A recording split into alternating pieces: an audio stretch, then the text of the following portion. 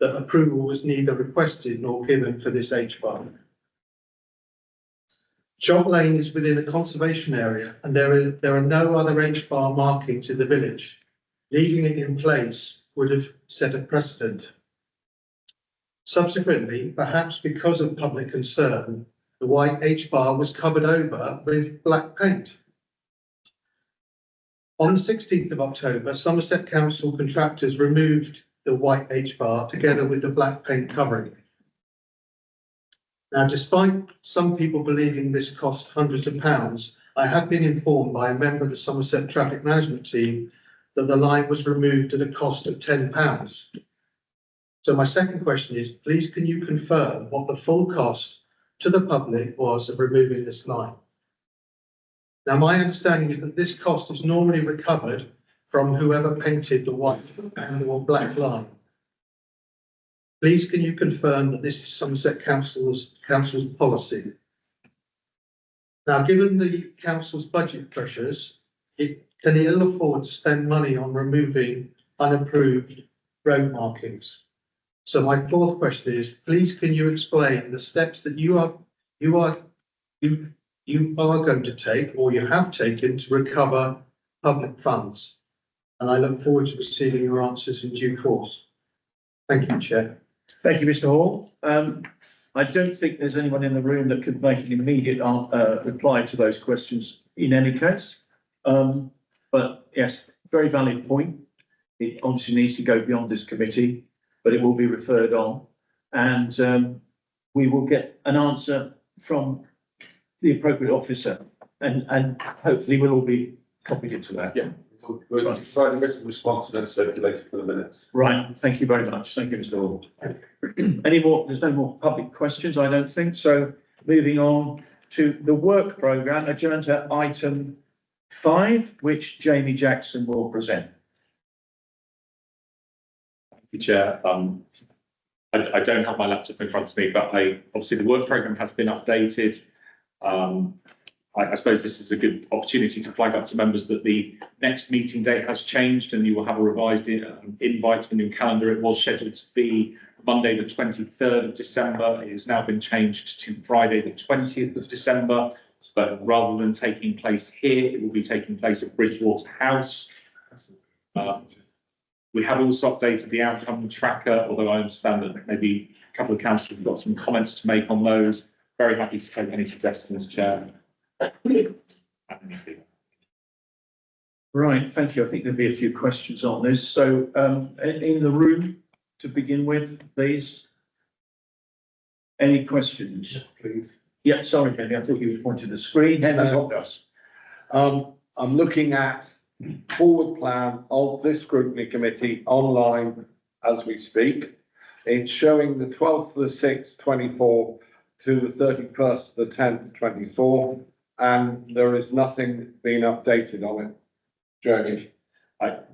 Apologies, Henry, on the published version on the website has been updated. I appreciate on the forward plan element on that link, it hasn't been updated. I will get that done as soon as the meeting. Thank you, Jeremy. But there is an updated version in existence. Okay. Thank you, Henry. I've got no other hands up in the room, so I'm going to go to Councillor Dave Mansell online, please. Thank you, Chair. I've got comments on the outcome tracker, also on the forward plan. It might be easier if it's if I can do the outcome tracker first. Yeah. And I'm raising a matter which I'm not bothering to count anymore how many times I've already raised it. But we passed unanimously a report with recommendations on the energy plan back in March, which is now nearly 8 months ago. It's been raised at many meetings since then, and nothing has happened. We have had no response. And I do not know what the issue has been. We've not been told of any. I know that it's extraordinarily difficult times at the council at the moment, and it has been difficult earlier than that. But you know, you start speculating, and one thing that you have to feel is that it looks like disrespect to this committee and to the council's democratic processes, that it appears this committee is being ignored. That may not be the case, but in the absence of anything else for 8 months after lots of chasing, you do begin to wonder what is going on. So, and what I wish to see, of course, is just our recommendations progressed, what I believe is perfectly reasonable. So that is the position I am still very much hoping that we will get to, and with very little further delay, because 8 months we have been working on this, and or officers should have been looking at this. Now, at the last meeting, it was raised again, and at that meeting, it was clearly tasked to Paul Hickson to follow it up. So I think the first thing we should ask is for Paul to respond to us and let us know. But I may wish to respond further, and what we really need to do is get this onto the forward plans and get the recommendations addressed, I hope. Okay. Thank you, Dave. I'm going to come to Paul, please, to respond. Thank you, Chairman. And on this one, this was indeed raised at the last meeting, and I think we're in a position here where there has been follow-up to catch with the issue. I think, unfortunately, the outcome tracker doesn't reflect that. So Jamie might want to say a little bit about the updating the outcome tracker to cover the point. I think Kate can give Kate Burton from the Planning Service can give an initial response on the recommendations and kind of Planning Service's perspective on them as well. So you're right to raise this councillor Mansell that the outcome tracker doesn't show progress. I think this is a kind of a technical matter rather than one of principles. The outcome tracker should be kept providing updated information. Okay, David, I'll let you come back, David, in a minute. I want to hear from Jamie. Thank you, Chair. An update was sent to me. The update was sent after the outcome tracker effectively had been published. So again, it's a process issue RN. So apologies for that. We can provide you, Councillor Mansell, with an update, and we will make sure that the outcome tracker and the forward work programme reflect what's discussed in the room here today for next meeting. Kate, are you able to enlighten us? Thank you. Thank you, Chair. So I understand the request was around SPD and the production of an SPD. So we will be producing. Sorry, Kate. David, would you like to come in at that point? I think it might be better. I'll let you come in this once and then come back to you, because I'll let you interrupt on this one occasion. Thank you. Well, that's not what's being raised. That was something the committee raised in the past, longer ago. And so, no, it's not to do with the SPD and DPD. I don't know where Kate's got that from. It's to do with the energy plan, which was our recommendations March 20 this year. So that's what we should be talking about. I'm not sure what Kate has started talking about is it's a related matter, but it's not what we should be. It's not what I've raised. Well, thank you, Dave. I'll now come back to Kate. Is there any? How does that affect what you're about to tell us? It probably doesn't reflect what Councillor Mansell's expecting. So from the outcome tracker, what it says here, a supplementary planning document on how we approach energy efficiency developments and a policy like Bristol City Council's heat hierarchy. So those are the 2 points that I'm responding to now. That's what's on the outcome tracker. Well, I'm happy for you to respond to those points, and then I'll come back to Dave Mansell for the more specific issues that he wishes to raise. So SPD for members' benefit must be produced in line with adopted development plan policy. And I'm sure everyone's aware that at the moment we've currently got 5 local plans, and many of those are significantly dated.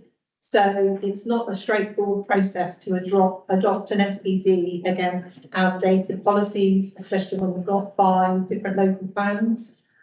The new policy must be developed by the new local plan, and currently the capacity within the local policy team is especially stretched, and we're focusing on the progression of the local plan, which is a legal requirement. So we have to have a new a local plan in place by 2028, and that's where staff resource is focused at the moment.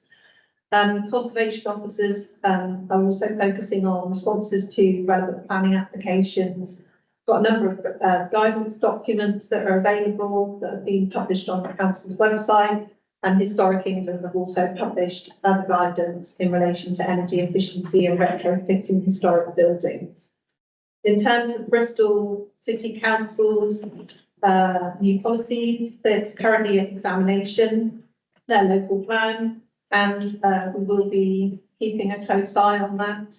But I think members should also recognise that the built-up environment in Bristol City is very different to that in Somerset. So whilst we will keep a close eye and see how that progresses, it won't necessarily be something that we can translate directly to Somerset's situation. Okay, thank you. David? Yes, thank you. Gosh, I have to say this is just so disappointing, and I have to say to officers, you've got to get your systems sorted out. This reflects very poorly on someone. I can sort of see what's happened with Kate now. So and what's happened is the outcome tracker only actually printed the additional recommendations which were made at the meeting, which interestingly enough were proposed by Councillor Rigby, who is now the portfolio holder for this very work area. Now, it was pointed out before, and Jamie, I also raised this at previous meetings, that the recommendations from the working group were not printed in the outcome tracker. And it could clearly lead to confusion. And look, it has led to confusion. What the outcome tracker says is the committee unanimously agreed to accept the recommendations as set out in the report with the addition of the two things that Kate has just addressed. The main bulk of the recommendations of the task and finish group clearly have not been noticed, it appears. Those recommendations were for further reports to come back to this committee, and they were for recommendations to go to the executive. It's, plain as day and obvious that this is being handled badly by someone along the line, and it's been handled badly for 8 months. And at just about every meeting we've raised this and said there's a problem, and it's still not been properly addressed. Can I ask, we do need to get this sorted, and that is where the position I wish to get to. Can I please have a meeting now with the officers whereby we talk about how the recommendations will be addressed? There was quite a number of them. I'm not expecting them all to be addressed at once. That would be, that would be too much, and that was never expected. There's one in particular, though, that was raised as a matter of urgency to be addressed in the local plan. That one in particular, I would like to see addressed early on, and I'm really frustrated that nothing has happened on it for 8 months since we passed that recommendation. That is a big failure at this council. So can I please have assurance now from officers that I can have a meeting to discuss the recommendations of that task and finish group, and in particular so we can discuss how they go onto the forward plan of this committee and onto the forward plan of the executive, as was unanimously recommended by this committee back in March. Would that be okay, please? Dave, thank you for your points and your comments. I do understand your frustrations. And I think we can't keep kicking this particular can down the road. I think it's a fairly reasonable suggestion that you could meet up, because I think we may need reminding on the outcomes of this committee, because it has been such a long time since we actually addressed it. So, Paul, I'm looking at you to see if you are happy to to facilitate a meeting with David over this and whoever else might be necessary. Yeah, Chairman, very happy to do that. And I understand the distinction between the actions before Trump has taken us to and the energy investment plan. I think I acknowledge the point that Councillor Mansell is making around the close reading of the patterns attached in the tracker, clearly focused on the recommendations related to planning, given they're drawn out from the action tracker. You can pick up the ones about the investment plan. Happy to facilitate that meeting. and I'm adding to that, Dave, a personal apology because probably at agenda setting meetings, I probably should have been being more assertive about this myself to bring this forward. We have discussed it and it does need bringing forward. So I apologise too for allowing this to drift more than it might have done. Okay. Okay, thank you. And I look forward to getting it addressed. And it is quite a failure, though, that it has drifted as long as it has. I was getting pretty narked at previous meetings, but clearly I should have found a way of pushing it through. But okay, thank you. Okay, I have got some further points, if I may. One is on the so I look forward to that meeting happening soon. I hope within the next couple of weeks, and I hope that's not an unreasonable thing to expect. On the outcome tracker, on the item for the special water quality in Somerset meeting, number 4 there is not quite right, and this has been raised before as well. So the point on number 4, and there was a bit of confusion over the minutes that were taken. We discussed them at our June meeting and did agreed then a revision to what was recorded for that task and finish group. The bit that is missing is that the task and finish group was also going to be looking at, and I forget the wording now, and I've not looked back at it, but it was in connection with returning the Somerset levels and moors to favourable conditions. And that bit about returning it to favourable conditions, which I for one thought was important at the time, has been dropped out. And as I say, this was discussed at the June meeting. So if you can go back to what was agreed at the June meeting and put that in, that should put it right. I've also got some questions and comments on the forward plan, if I may.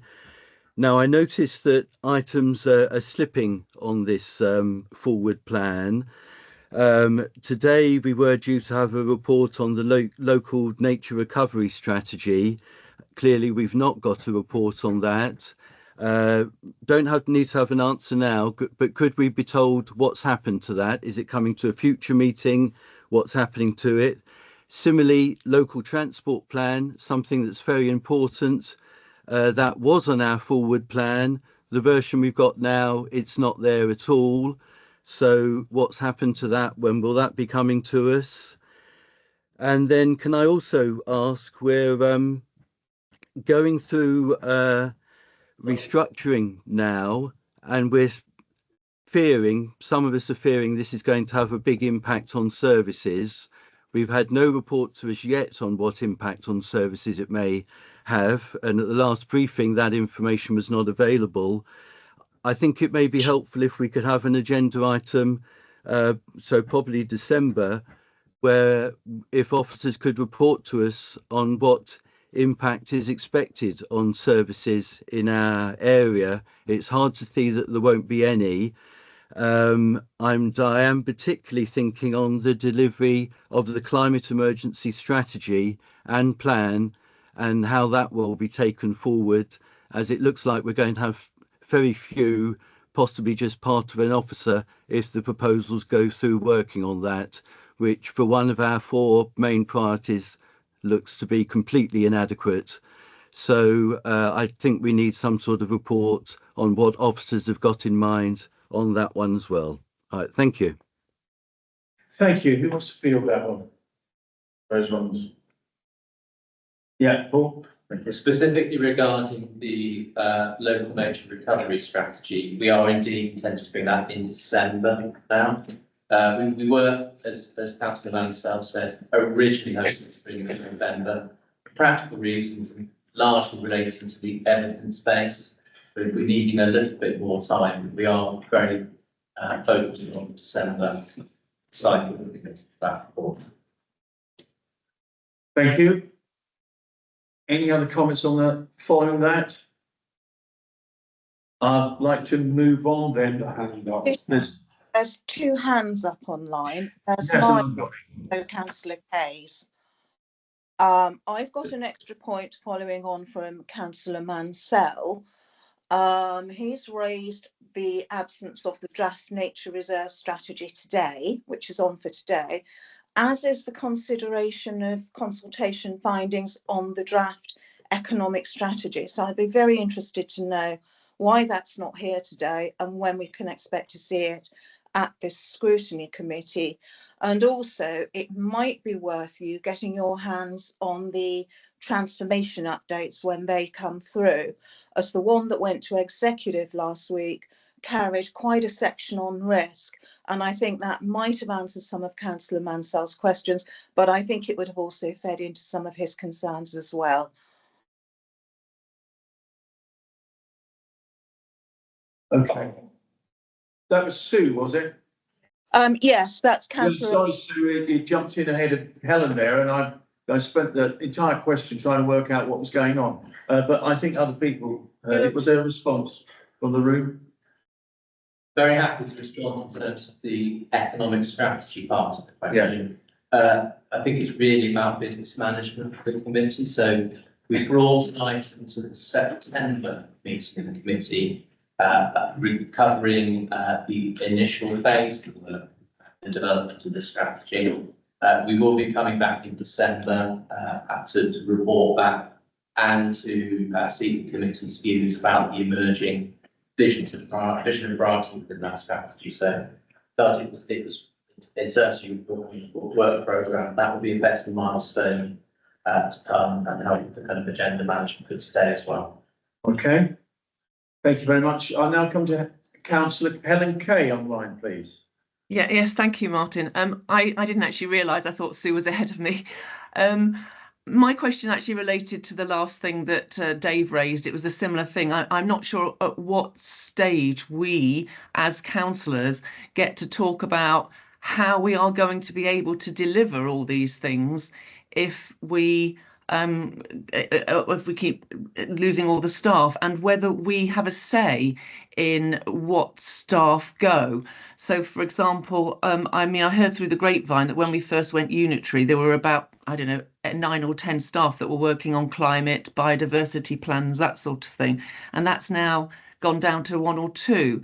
And I know that, we've lost Mickey Green, we've lost Kirsty Larkins, and I believe that the head of climate and natural environment, James Deval, is also at risk. Many of the climate team have gone on to other roles, or they've been deleted, and I'm not clear exactly who is making those decisions on the basis of whether or not they are going to be, how that is happening. I've heard from staff that some of the consultation documents that are being dealt with by staff now are the structures in there are not correct. So they're consulting on something that's not correct already. So I'm just wondering how we as councillors get to play into that. Do we have any say about things that we want to prioritise? Should that be a discussion that we're having at this scrutiny meeting? Should it be in our forward plan in December? Or is it too late? Have they all gone already now? I don't know. Thank you. Thank you, Helen. I'm not sure that anyone in this room can answer that question. So I'll respond generically. So we are open to consultation with the trade unions and with employees currently. There are some concerns that the structures that are published at the moment for consultation, we have to be careful about what we describe as being incorrect, because clearly they are different. The organisation is attempting to lose 22% of its pay bill. So the structures out to consultation look significantly different from those that are you are used to at present. So that's open for consultation until I believe it's the 7th or the 9th of December. I haven't got the exact date on the tip of my tongue, I'm afraid, but we're undergoing consultation with trade unions and with the employees that may be impacted. And I believe there is also a mechanism by which members can respond to that consultation. What I'm going to do is go away from the meeting and check the exact mechanisms of that and come back to you and again circulate it for the committee members, because I don't have it in front of me, I'm afraid, but there is a mechanism for members to engage in the consultation process. Thank you. Sorry. Yeah. I was going to say, Helen, I think it's more broadly for members rather than coming directly to this committee, but certain issues have been, concerns have been certainly expressed about the future of officer support to this and all the other scrutiny committees. But I don't think that's something we can go into in detail in this meeting.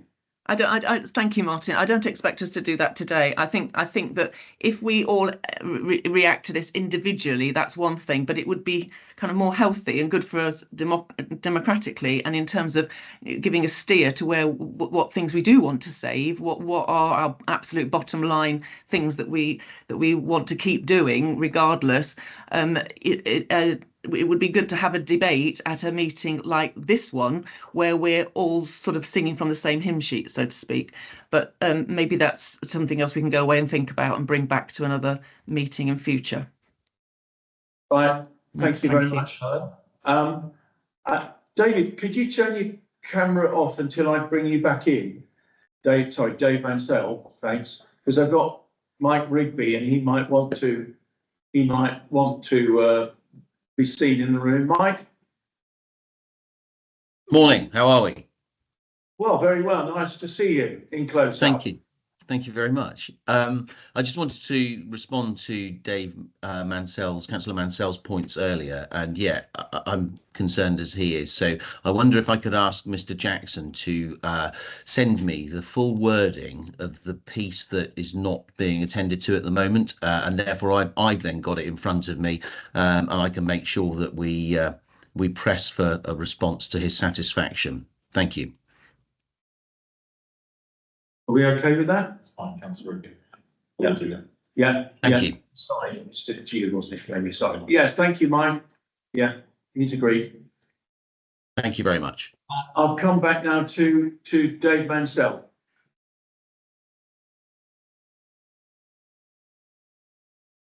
Dave, are you still there?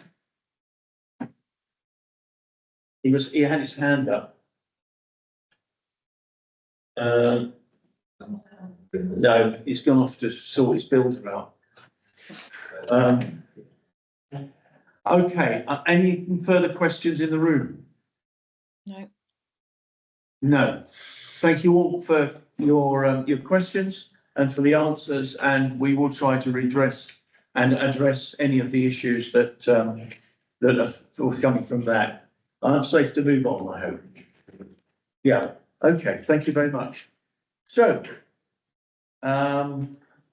Now, there may be an interruption in this to allow for 2 minutes silence, but we'll proceed. Thanks.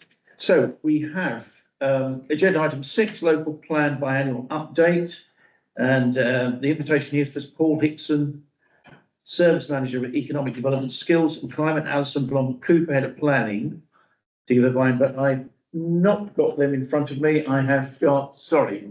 Laura Higgins, Principal Planner. Oh, Laura, hello, Laura, and Okay.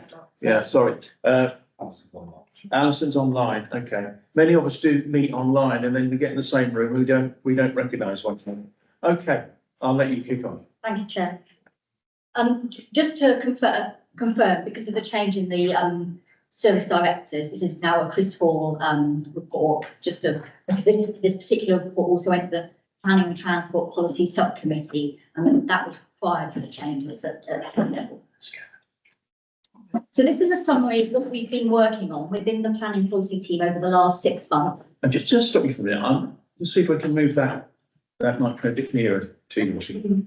Yeah, I've got a feeling that. Oh, you can move to them. That's it. That's probably better. I think the range on it's a bit limited. So do carry on.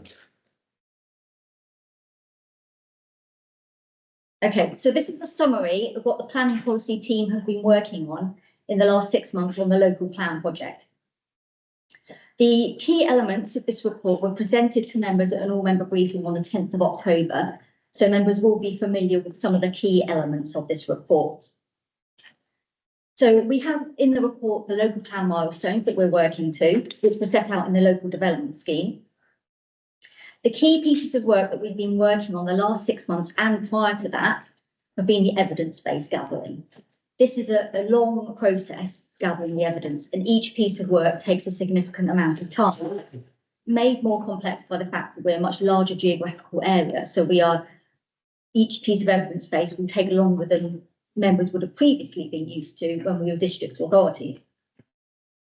Coupled with the I suppose different quality of data across different sub areas, different amounts of data, takes more time to produce some of the evidence base. So the pieces we're working on are the economic development needs assessment. That one is looking at the land needs for economic development and employment land over the local plan period. That's progressing well. It's paused slightly just to take into account the timetable changes for the economic strategy, because they're going to link together and reflect each other. So that should be ready early in the new year. The local housing needs assessment, that assesses our overall housing need and looks at detailed housing needs such as affordable housing and specialist accommodation. That has been paused because of the National Planning Policy Framework consultation from the government. So once we've got the outcome of that and the confirmation of what Somerset's housing figure is, we can then finalise the local housing needs assessment. The strategic flood risk assessment looks at flood risk across the whole of Somerset. That's progressing well and is on schedule for completion in November, and then with a data set update in the early new year.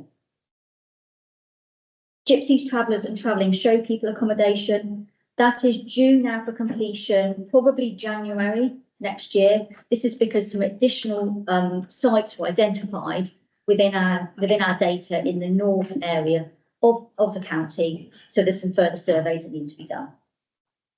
Landscape character assessment, that's just started. That's a piece of work which will take us till next March. The role and function of settlement study. This is a factual piece of work where we collate information on all of the main settlements and down to sort of village level of what facilities each settlement has, so that we can compare their relative sustainability. That's ongoing, and we have recently engaged with the parish councils, the town councils and the city council to feedback and clarify the information that we have and check that we've got our information correct. Town centre health checks, again, it's a factual data collection exercise. It's a very formulaic piece where its content is prescribed by the government. And the sustainability proposal scoping report, a legal requirement for us to undertake. So consultation and engagement, this will be across the local plan in the early stages. That will be very targeted engagement on key subject areas and key themes. We presented members at the all-member briefing in October as a kind of announcement of what we're doing, and the engagement with the parish, town and city councils are one of the key first stages of that engagement.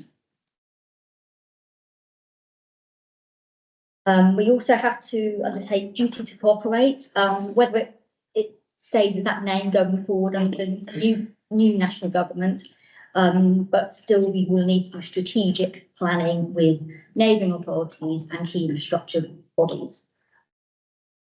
And then going forward in paragraph 28, I set out some next steps, some further evidence base that we're going to be producing, and a call for sites, which is a key piece of work later this year or early next year, to understand what land is available potentially for development in the new local plan. Okay, any questions? Any question? Henry? I understand from one of my parish councils that a instruction has been issued that their replies to you are confidential.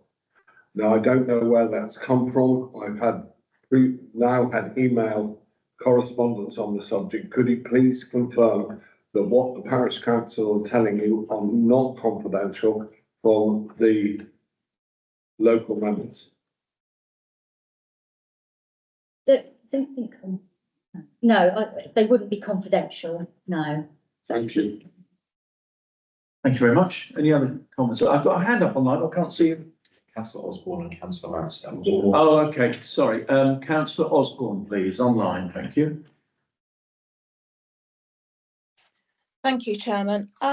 Just a couple of questions are on this paper. I'll certainly go back and re-listen to the recent member briefing. In terms of consultation, when will the public actually get involved? Because I know we were starting in South Somerset and we actually do an issues and options consultation where we go round to the towns so people can see what we're looking at in terms of the options that might be available, particularly in terms of site development. So are we going to be doing a similar piece of work to that with this plan?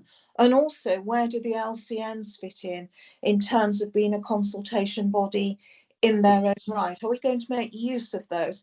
Because when you did the placemaking or principles of placemaking, you excluded the LCNs as a stakeholder. And I don't think anyone has seen the subsequent report as to what the outcomes of that were. So will that be coming into committee? And also in here, you name a couple of officer bodies, one dealing with communities, one dealing with something else, might even be the economic side. Are the reports and the work from those going to come before any scrutiny committee so you can have a look at those? Because it feels very, very officer led with, yes, you're doing the briefings, but are we actually going to be involved in maybe some of the discussions and the consultation? Yes. Okay, with regards to consultation, issues and options, the local plan process has a set of stages, and the regulation 18 stage is the first stage. Now, we have a lot of flexibility in terms of how we consult within that period, that regulation 18 stage. And we have choices to make about how we do that consultation. Back in 2023, I think when we talked about, we came to the members about how we would set out the local plan and our format for developing the local plan. We talked about not having a discrete issues and options stage, but instead have very targeted full level of consultation leading up to a draft plan, which would have all that information available, but will be done in a slightly different way. And the key reason for this was to ensure that we had a streamlined local plan process, because we have a 5-year target for getting the local plan completed. And working with external consultants, they suggested this was the best way in which we could actually deliver a local plan within 5 years. So that was their recommendation. But we've just started our consultation, so we will go forward and we will bring the consultation engagement to the Planning and Transport Policy Subcommittee in due course, where that will be discussed in more detail about exactly how we will do the early stages of consultation. Okay. Kate, would you be able to hold this, please? Because we've now got to 11 o'clock. Just going up to 11, and before you start, I don't want to interrupt you mid-flow. It's not quite 11, but 10:59. yeah, thank you. But I'm going to ask us all to stand now as an act of remembrance, please, for 2 minutes. 2 minutes silence, thank you.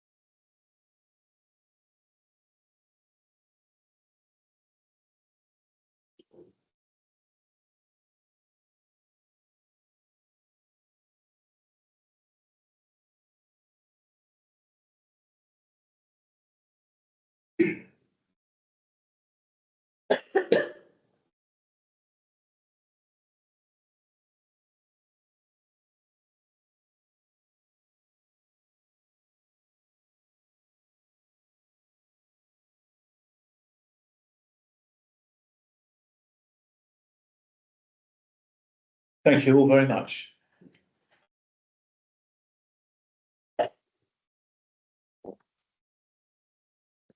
Right, thank you, Kate. Yeah.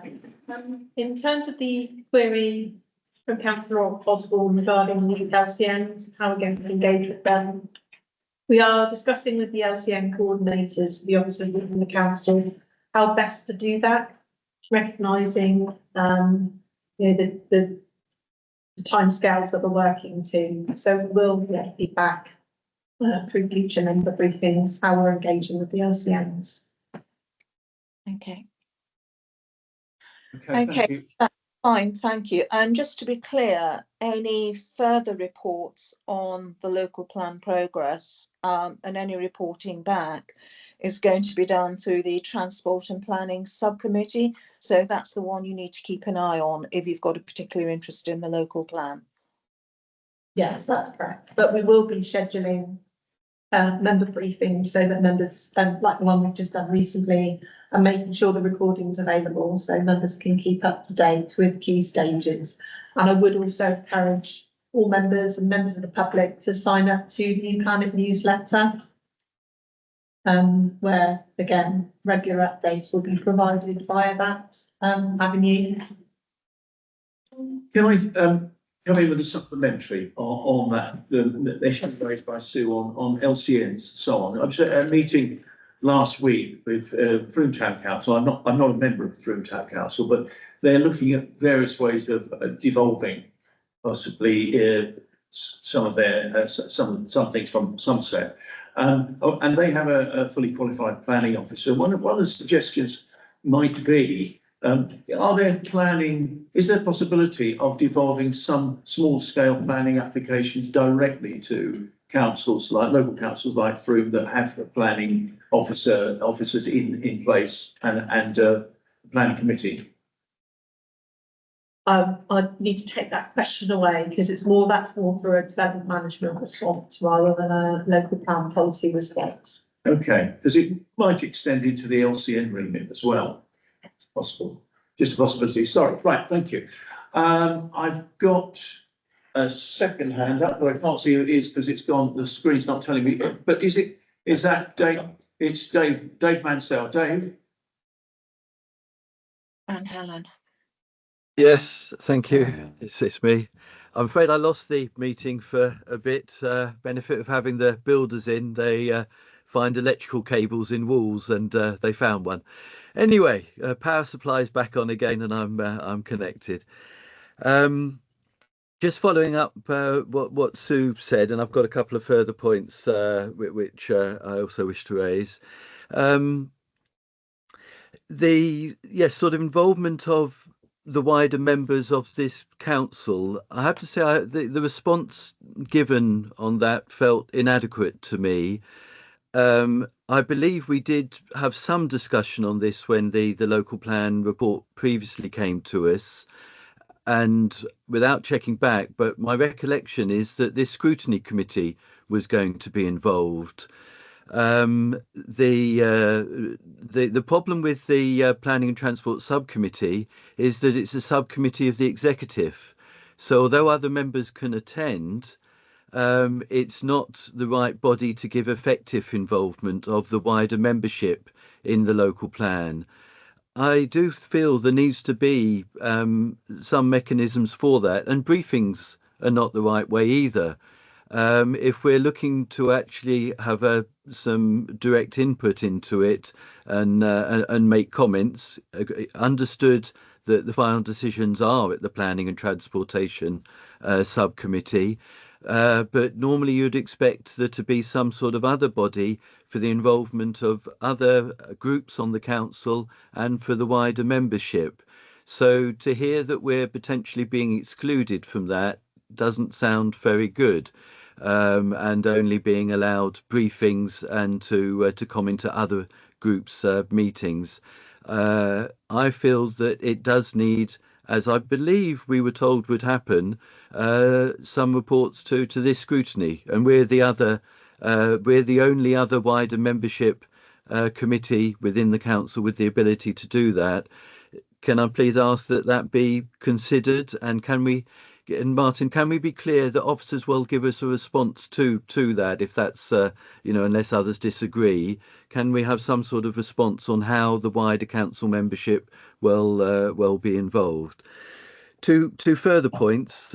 One of them, I'm afraid, arises from the energy plan, and I think I've been given.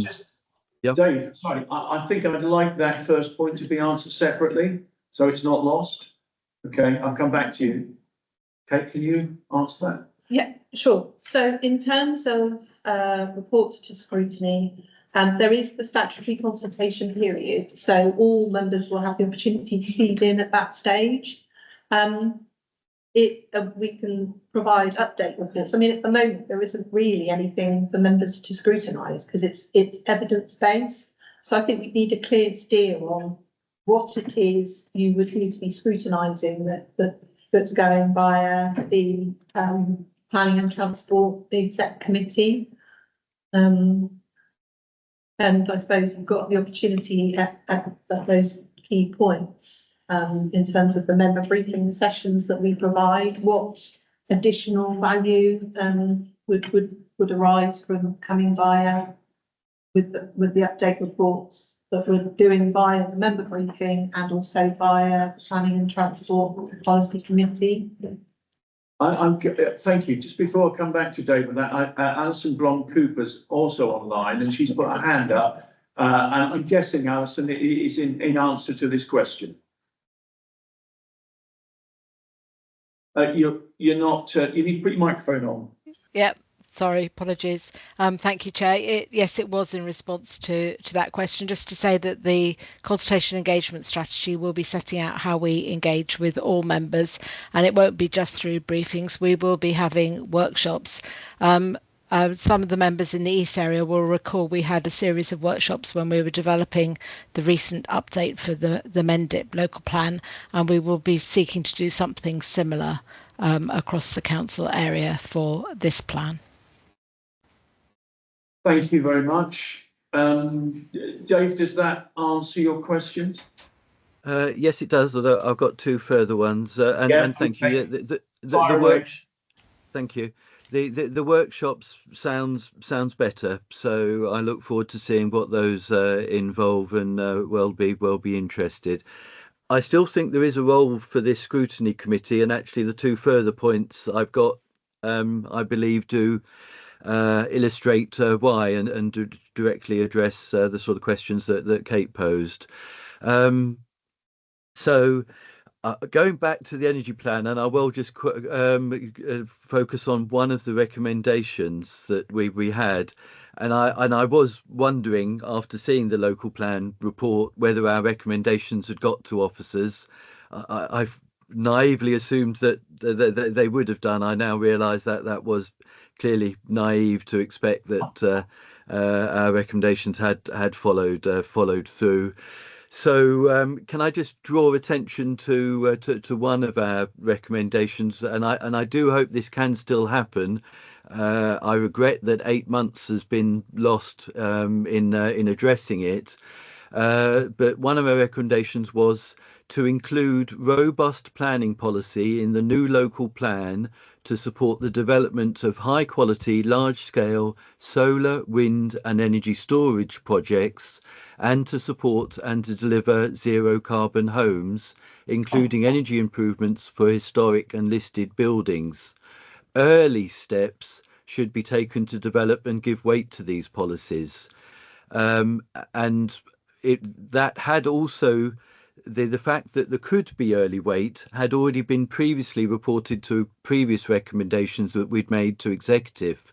So that was very much following on from previous discussions we'd had. But the work that we're aware that the evidence needs to be obtained, the work needs to be done, and it takes time.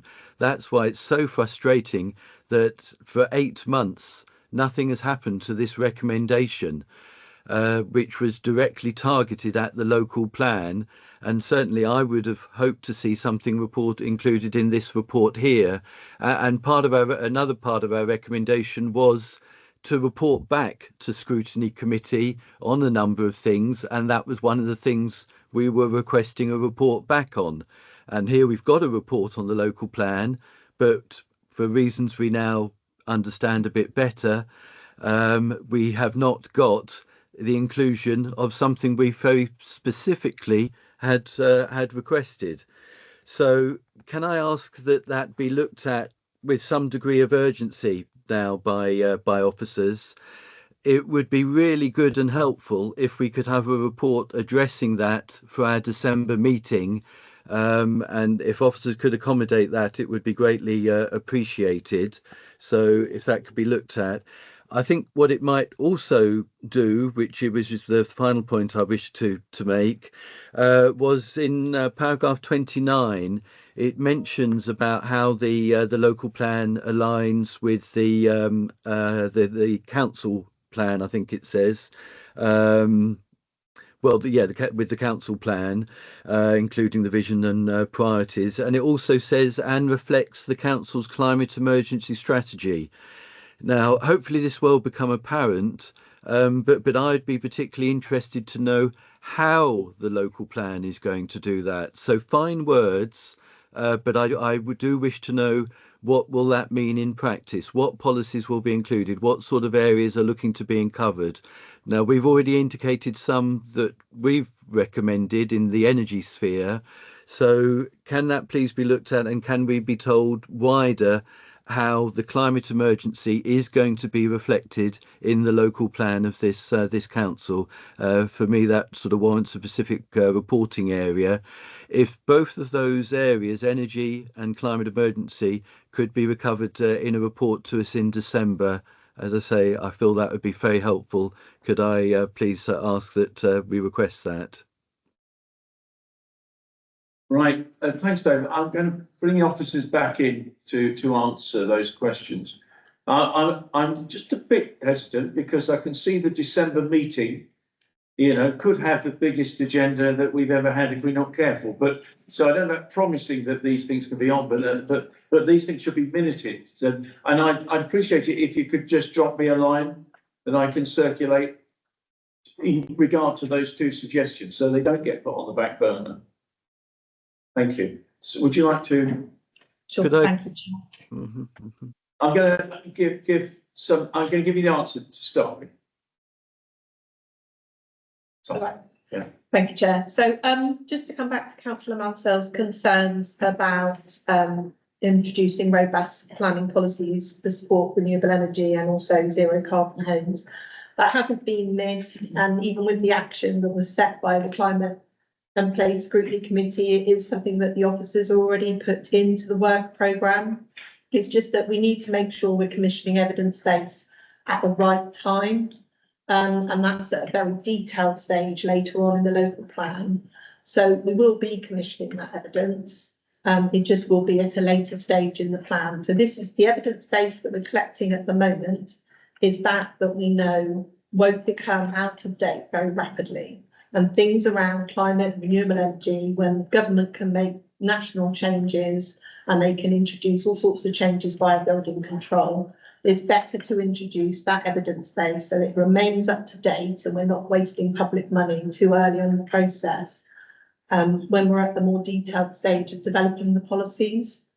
So it hasn't been forgotten about. We will pick that up. And we will also pick that up through future member briefings so that members are kept up to date with where the evidence is progressing. So I hope that allays any concerns that Councillor Mansell has. And then in terms of coming back to the committee, like I said, because that will be working with commissioning in later stages, we wouldn't have any further update to bring in December anyway, but we can make sure we schedule it in at an appropriate time when it's a good time to commission the evidence, and we can provide the update at that time. Thank you. I'm just going to let Dave have a final word there. Okay, thank you. I feel we do still need a report on this, so that's encouraging that it is on the agenda. That said, I think we do need the detail on this. We do need to actually see what is planned, some of the timing that's concerned, what sort of work is being put in the work programme. And this is what we asked for 8 months ago. I appreciate the message did not get through to the officers who needed to hear that, but thankfully they have been working on it anyway. But I think it is right that that gets reported back to this committee, as we have already unanimously recommended and requested. So that's not a new request. It's one that was there and is just old and unactioned. So I hope we could still have a report. And for me, this is something that is really important. This is one of the council's priority areas. And in terms of our December committee, I think this should be given priority on the agenda.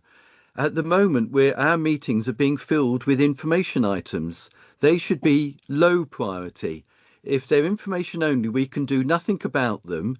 So if anything drops off the committee, information only reports, for which we get a lot of and which are not recommended to be taken to scrutiny, they should be dropped off. Something like this, where we can have an influence, where we've indicated we've got a strong interest, where we've made recommendations, for me, should be given priority in our December agenda. And I would like to request that.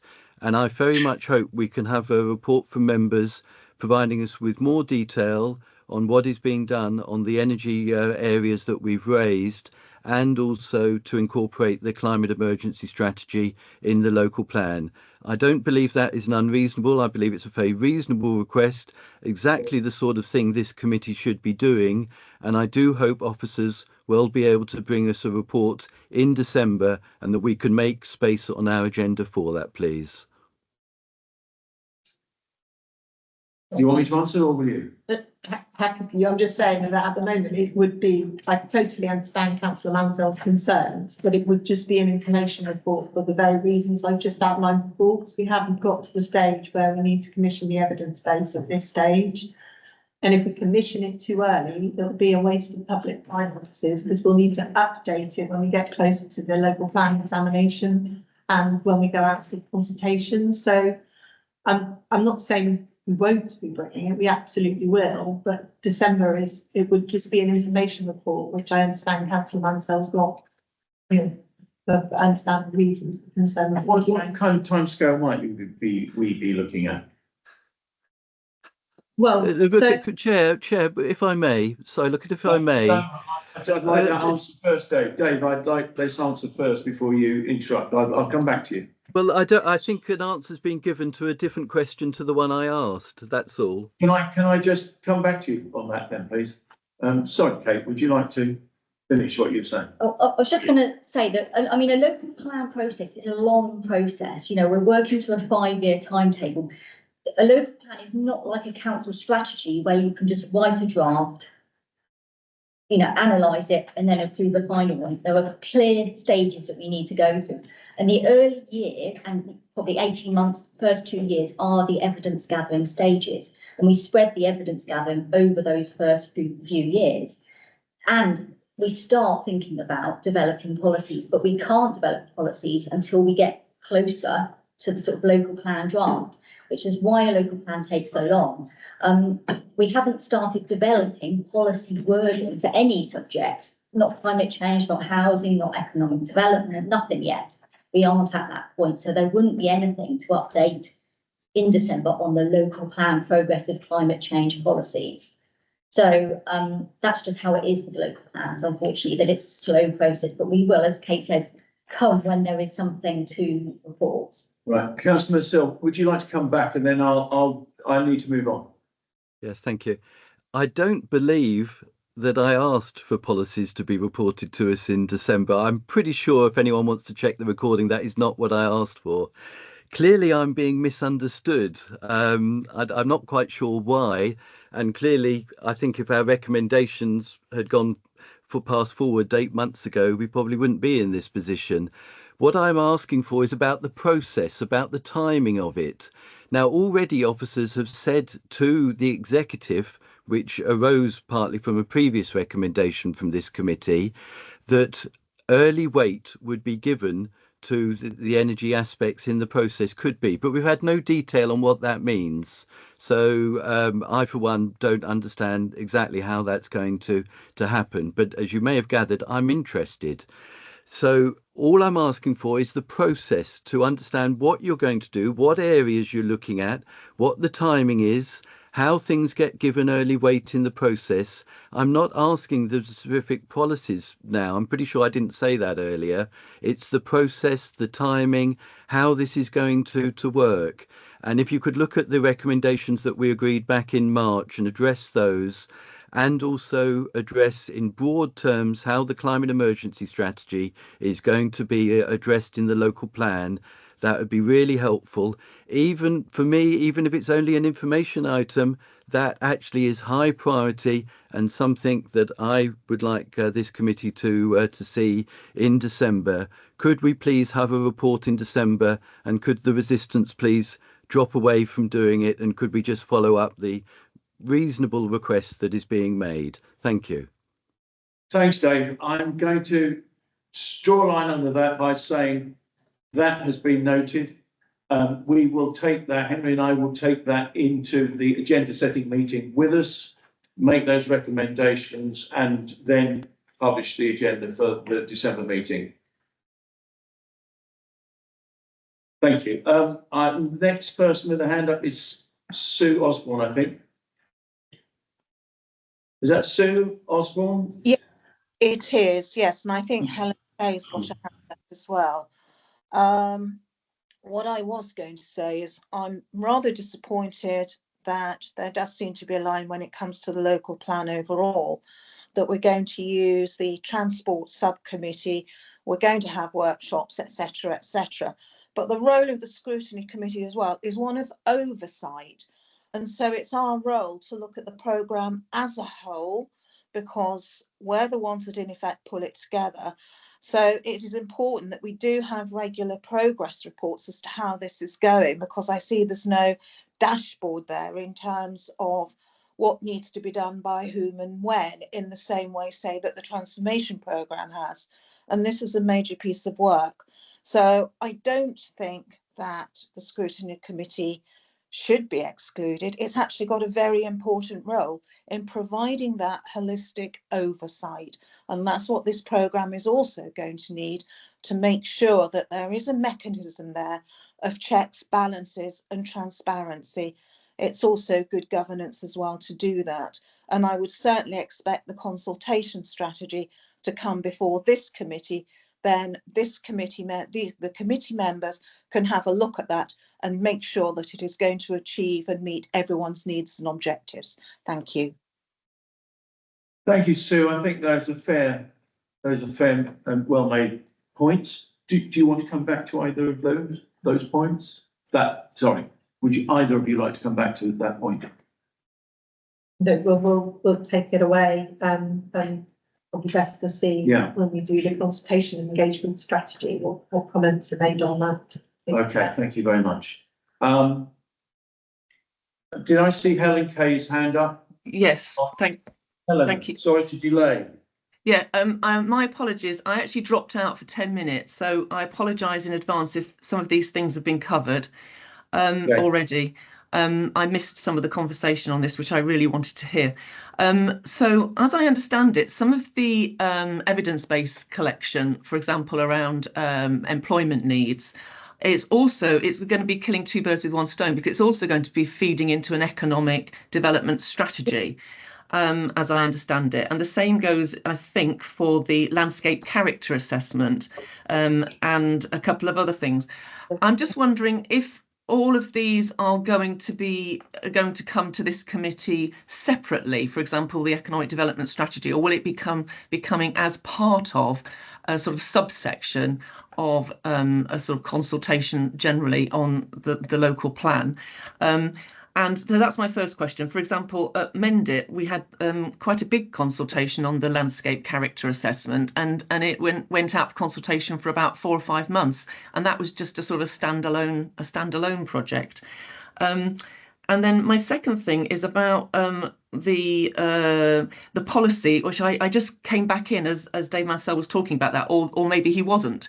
And I did wonder if that's going to be a separate, how are we going to deal with that? Because I'm very interested in this, because it's the policies that actually reflect our values and our direction of travel and the way we want to go. And I think we absolutely must have a clear plan for how councillors are going to be, and the public are going to be involved in developing policy. And what I don't want to see is for it just to drop out of saying, oh, well, we've got this evidence base and therefore that dictates our policy, because I think there is some wriggle room there. And if we just look at the evidence base and go through sort of like how you do a local plan sort of by numbers, and you do it all through the stages, you will get to the end, you'll be almost near the end before you start developing policy, I would have thought. Or am I wrong? At what stage do we actually start to talk about policy? How will we view our villages? Will we keep bunging all the large housing estates in towns and save the villages? Are we actually going to support our farmers to be more self-sufficient? These are going to be more self-sufficient in food security. These are kind of questions about values that I think that we need to have these discussions, and I want to know what the forum is going to be. And this may become clear when we have our engagement plan. But that's my interest. Thank you. Would you like to answer that? Yeah. Apologies, Councillor Kay. You may well have missed when Alison Blom-Cooper updated members that we will be holding specific member workshops to get member involvement in the policy development stage. At the moment, we are just at the evidence-based stage. So it's just technical evidence that will then help inform policy development. And it's at that stage when we will engage members through workshops. But once we've completed the communication engagement strategy and we shared that with members, you'll be able to see more clearly what we're proposing to do in terms of member engagement and engagement with other key stakeholders. Okay, thank you very much. I think the way that those workshops are run and the way that the questions are phrased is going to be quite important, because that will dictate the outcome that you get. So I'm just be very interested to see what that process will be, and that it isn't too fixed, that there is some room for manoeuvre in that. All right, thank you. Thank you. And I think there's a common thread coming through here, and it's to do with process. And I'm sure these points are being made. Now, this has gone on for quite some time. It's a very important area, of course. I've got Councillor Dunk online. Then I've got in the room, I've got Harry Munt, Henry Hophouse and Adam Boyd, and I propose drawing a line under it then. Is that okay? So, Councillor Dunk, Michael.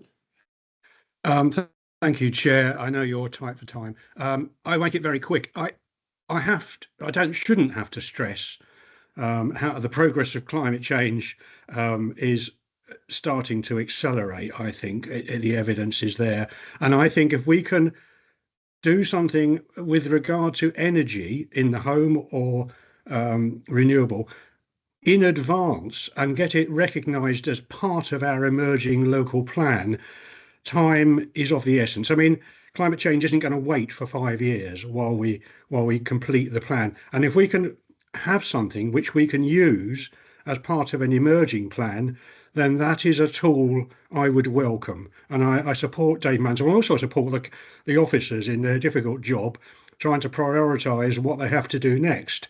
I think it's possible we're short of staff, but I think this administration should really think about how they prioritise money and what their priorities are with regard to climate change. Thank you, Chair. Thank you, Mick. Any comment on that?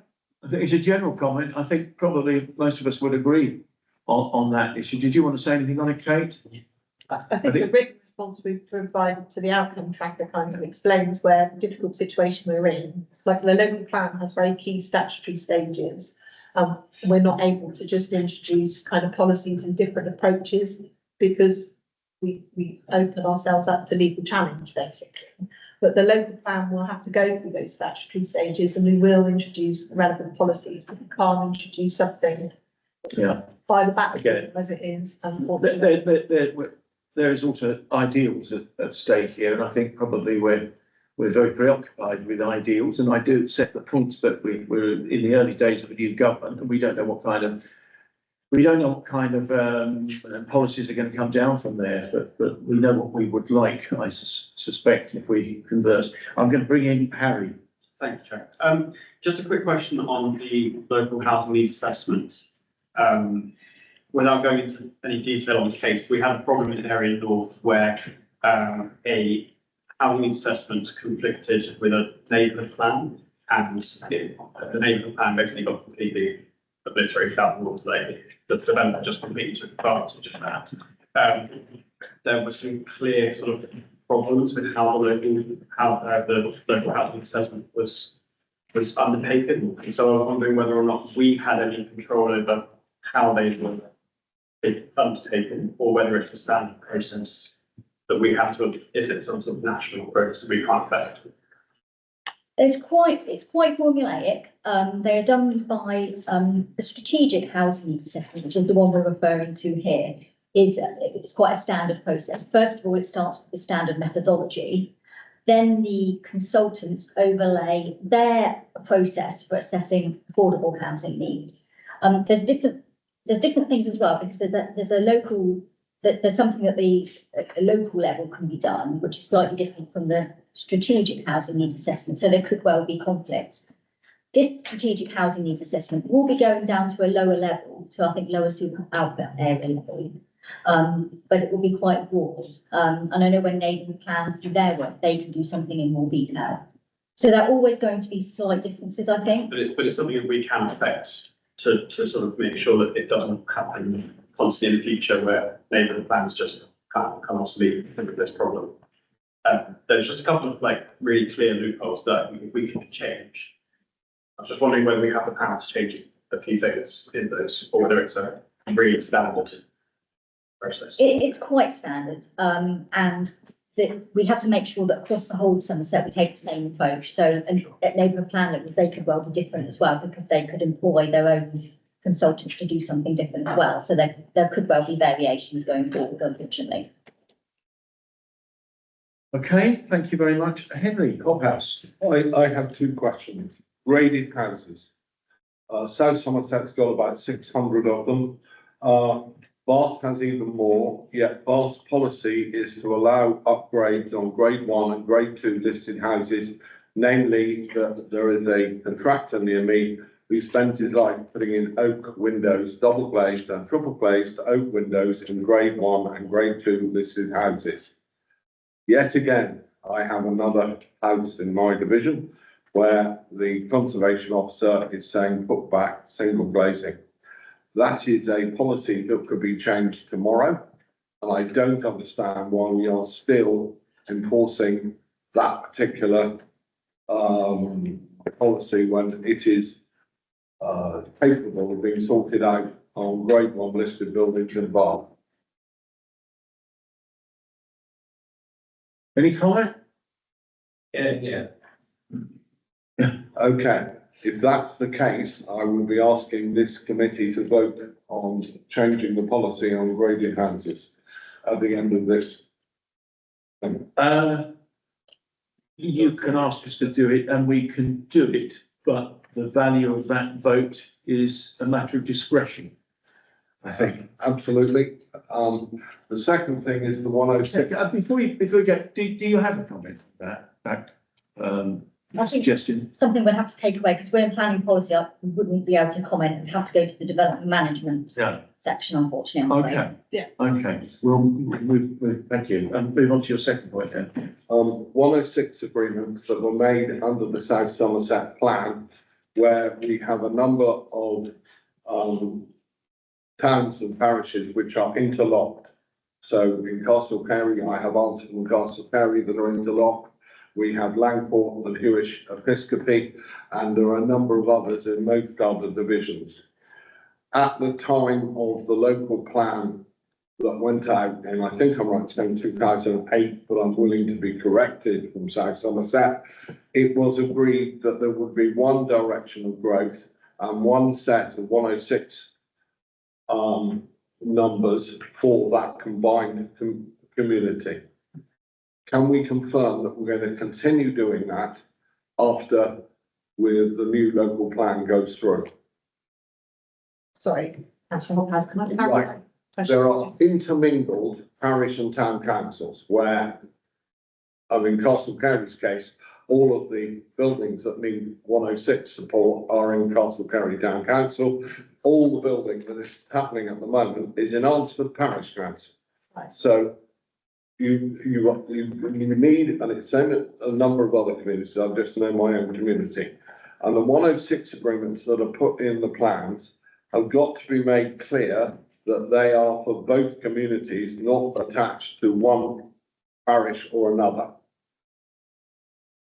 So we won't need to introduce any policy in the local plan for that, because there's already legal requirements for section 106. There's very clear legal tests that have to be met with section 106 agreements to support and offset and mitigate the impact of developments. Absolutely. So that can be picked up in each section 106 agreement. If there are specific needs for, if the development is impacting on a local community, that can be picked up in the section 106 agreement. We wouldn't need to introduce any policy in the local plan to mitigate that going forward. Okay, so what you're saying to me is that the people writing the 106 can actually decide exactly where that money's going, even though an application is in a different parish. Provided it meets those three legal tests, which is it has to be necessary to mitigate the impact of that development, has to be fair and reasonable. And if they can meet those tests, and obviously subject to development viability, because you can't just give a very long shopping list of things that a local community might require, then it can be picked up in that section 106 agreement already. Okay, then we need to have local members informing the 106 agreements. And I'll give you a reason why. I've got two applications in Ansford which talk about a new school. Ansford doesn't have a school, Castle Carey does, and yet Ansford are trying to tell me that they should get the money because it doesn't define where that money is going to be spent.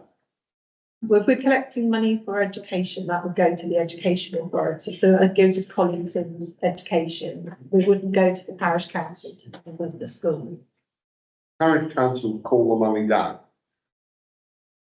Not for education, they don't.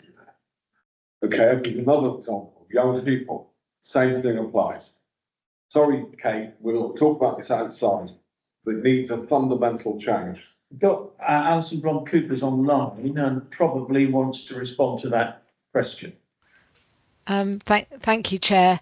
I just wanted to say that in relation to Section 106 agreements, when items go to committee, we set out the heads of terms and where the contributions are going to go. So committee make the decision on applications and including the heads of terms for Section 106 agreements. So that's, Henry, where we would make those decisions. Okay, Alison. Latest one in Castle Carey, you have money for a preschool because you want a new preschool, the education people do with our primary school. I'm the chairman of the existing preschool and it doesn't define whether the money's going to me or the new preschool. I know where you want it to go, but that doesn't answer the question. Well, I've sent you an email on it as well. Okay, well, I'll reply to the email, Henry. I think that's the best way to deal with it. Right, thank you. Adam Boyden's waited a long time. Thank you. Councillor Boyden. I'll keep it brief. I wasn't sure if we got an actual commitment to prepare an evidence gathering, prepare an evidence based on climate and energy. I'm not sure. And also, what would the timescale be for evidence gathering? Is it the next 6 months and that's it?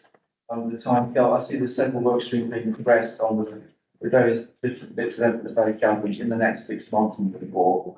Is that the timescale of evidence gathering in order to support policy formation? And if so, can the climate and energy evidence gathering be included in that timescale? Or what other time scale would that be to? Because I'm obviously concerned that we would run out of time before the policies have to be drafted to a meaningful exercise. And is the local plan consultation in October 26th? Or is that shifted? Well, thank you. Thank you, Councillor Boyden. Evidence-based gathering started probably over 6 months ago and will carry on up until first series of consultation, but beyond as well, because evidence-based has to be updated. It might need to be refined depending on what the outcomes of consultation or the options we look at. We may need to refine it further. So there's not a set period where we stop doing evidence-based. Quite often you also need to update it before you submit the plan as well. So I can't definitely say a certain time when we would finish the evidence base, but rest assured we would make sure that we had the evidence available, the right evidence, when we needed to make the decision. So we wouldn't be making decisions or coming to agree a draft plan or a submitted plan without the appropriate evidence base. So I can't give a precise timetable, particular pieces of evidence base, but rest assured it would be ready when we need it and to inform people in their decision making. Thank you. Okay. Do we get a commitment to climate and energy to be part of that? Or of course, that would be one of the key themes along with all the other themes within the local plan, yes. Thank you. And I'm going to break the rule I just said by inviting Councillor Hobbs Edric to ask a question, because I know he wouldn't interrupt unless it was vital. Thank you very much. I just wanted to back Henry regarding 106 money in various parishes. Two of my parishes, boundary beggars, being Kilmerston and Stratton-on-Foss, which are saving a planning easement. There's no lots of development planned on the edge of a different county, whereas all the 106 money is going to go into Midsummer Northern.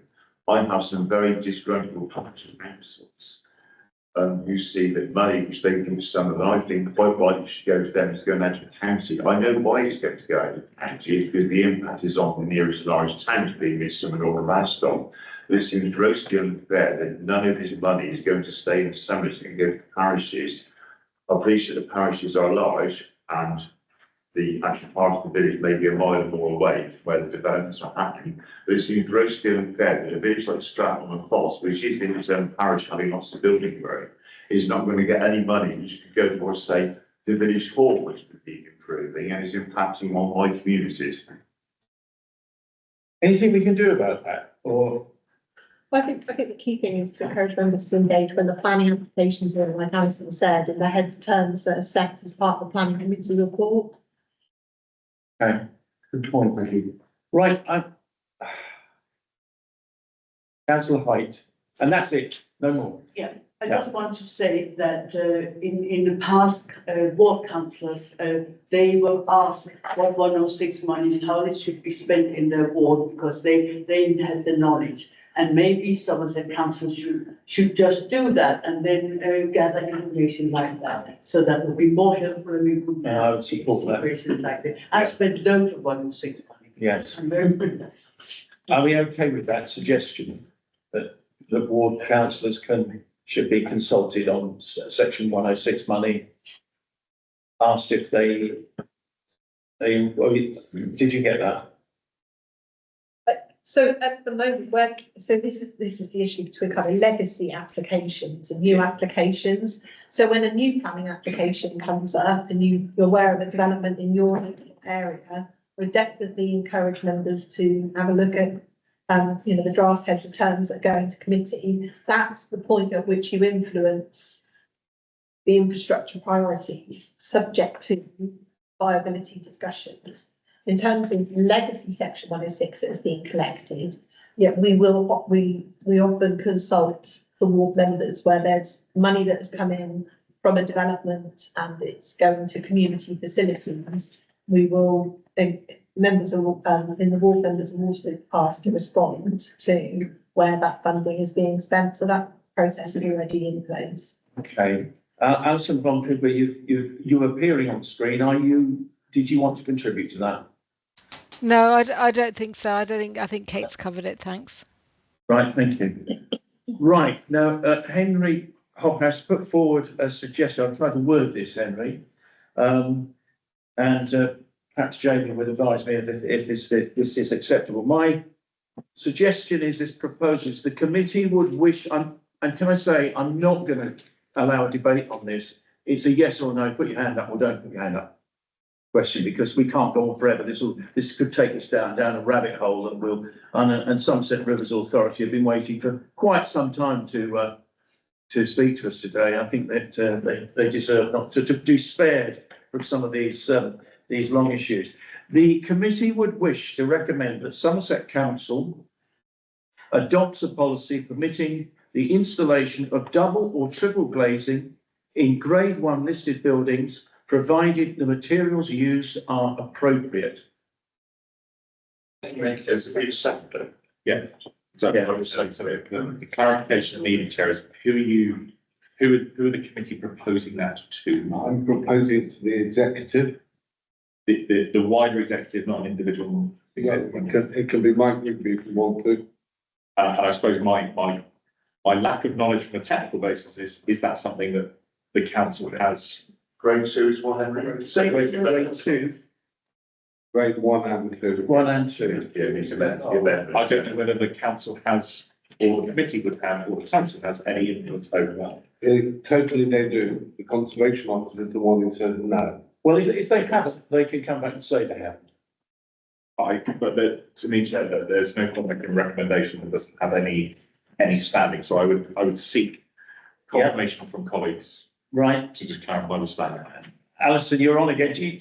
Would you like, oh, Mike, yeah, I'd like to take that away, because we need to discuss with the statutory body exactly what we can and can't do, and in what circumstances, because certainly in Grade 1 listed buildings we are constrained by comments from them, not just from our conservation officers. Okay, I'm going to let Mike Ridley come back and then maybe make an adjustment to this. Mike? Thank you, Martin. I was just going to say that I wonder if this is contained within the previous recommendation from the Scrutiny Committee about the wider issue of renewable energy and energy efficiency measures in listed buildings and conservation areas. And I think that's something that's still potentially live. So I wonder if it's needed, or whether members would be content that it was already wrapped up in their earlier recommendation, that I'm more than happy to go away and investigate further. I'm not sure that it is entirely wrapped up in that, and rather than let it just pass us by, and so we don't go, I would consider making the following amendment to what I've just said, and it would read like this: the committee would wish to recommend that Somerset Council considers a policy permitting the installation of double or triple glazing in Grade 1 and 2 listed buildings, provided materials used are appropriate. That's Henry proposing, you second. Okay, those in favour? In the room, that is. And, yeah. We've got 1, 2, 3, 4. Everybody. So unanimous, John. Or is it? Okay. Unanimous. Oh, he's not. Sorry. Yeah, unanimous. Okay, thank you very much. That suggestion will go forward. Oh, okay. Councillor Graham Oates, please. Yes, thank you. I just wanted to say that I think the committee have just voted to comply with Somerset Council policy.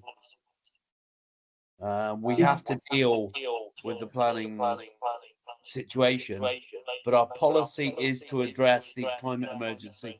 And so well done, and I welcome your vote. Thank you, Graham. Right, to prolong the agony of David Mitchell from Somerset Rivers Authority just a bit longer, I'm going to call a short comfort break. I'd say try and be back in 5 minutes, please.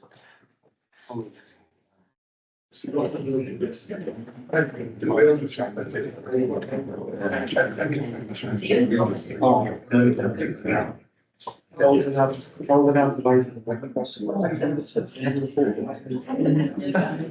Would you really want one? Yes. It's a question of what discussion do Just to let you know, the mics are still on and I think being broadcast. Trying to get there, Dave.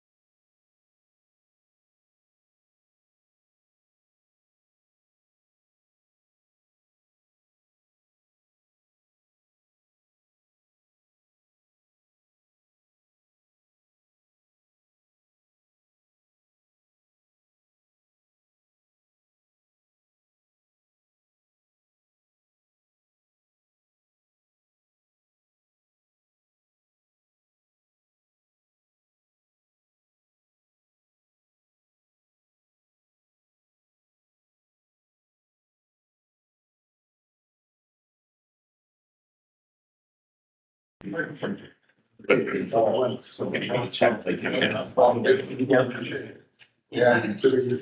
Is it just coming through the usual? Yeah. Steps?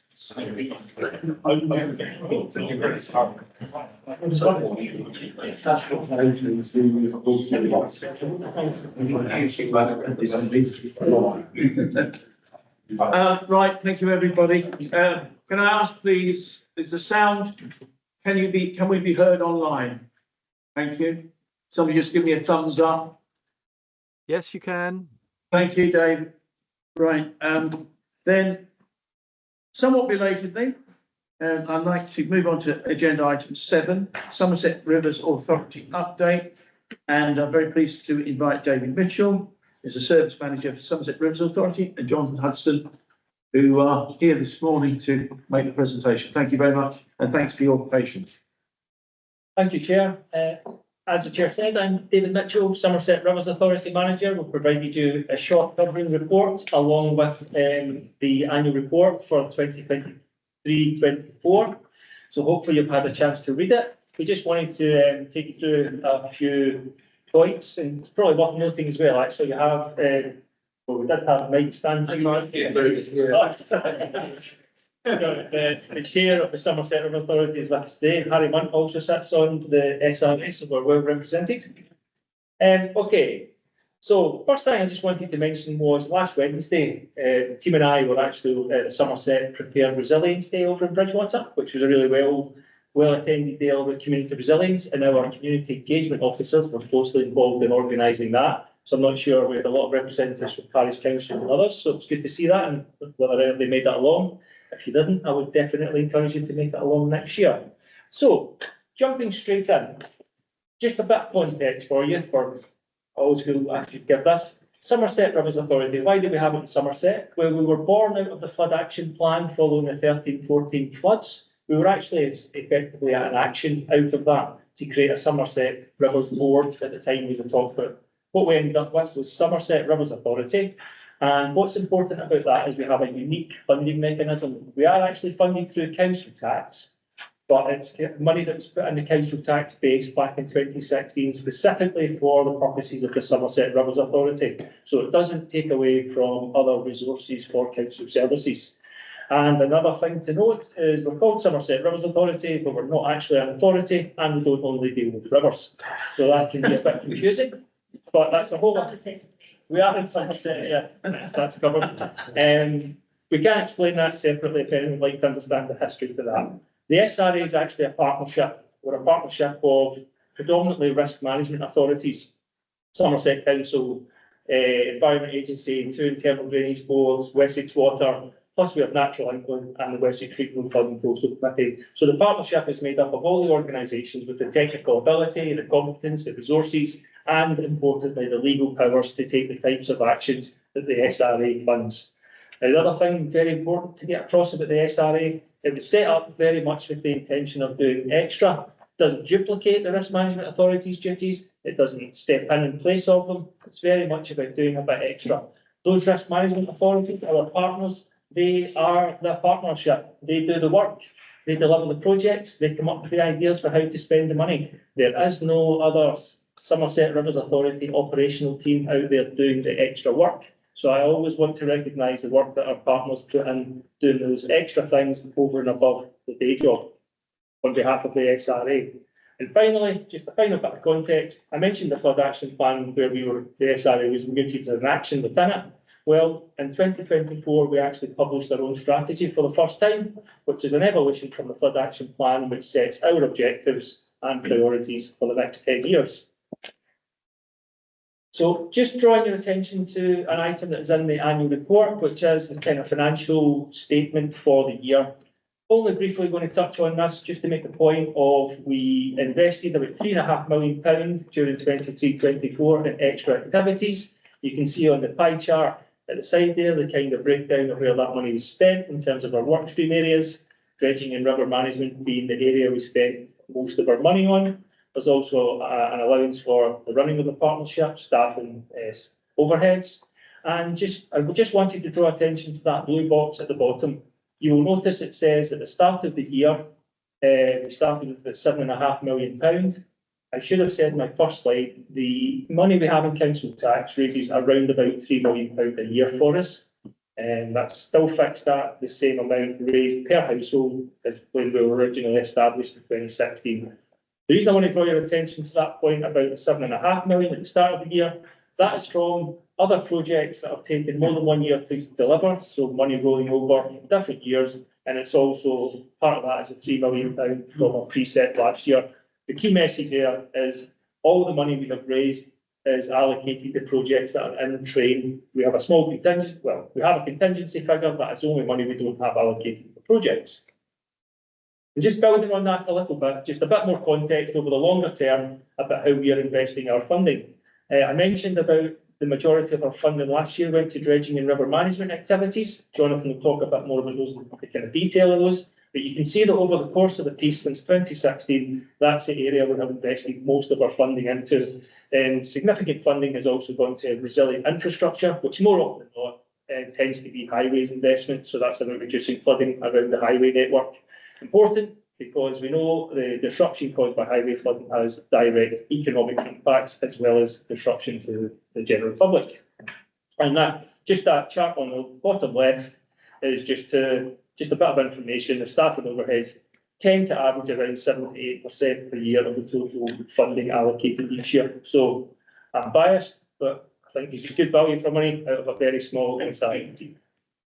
Okay, so over to Jonathan to tell you a bit more about what we've got up to, or what partners did for us.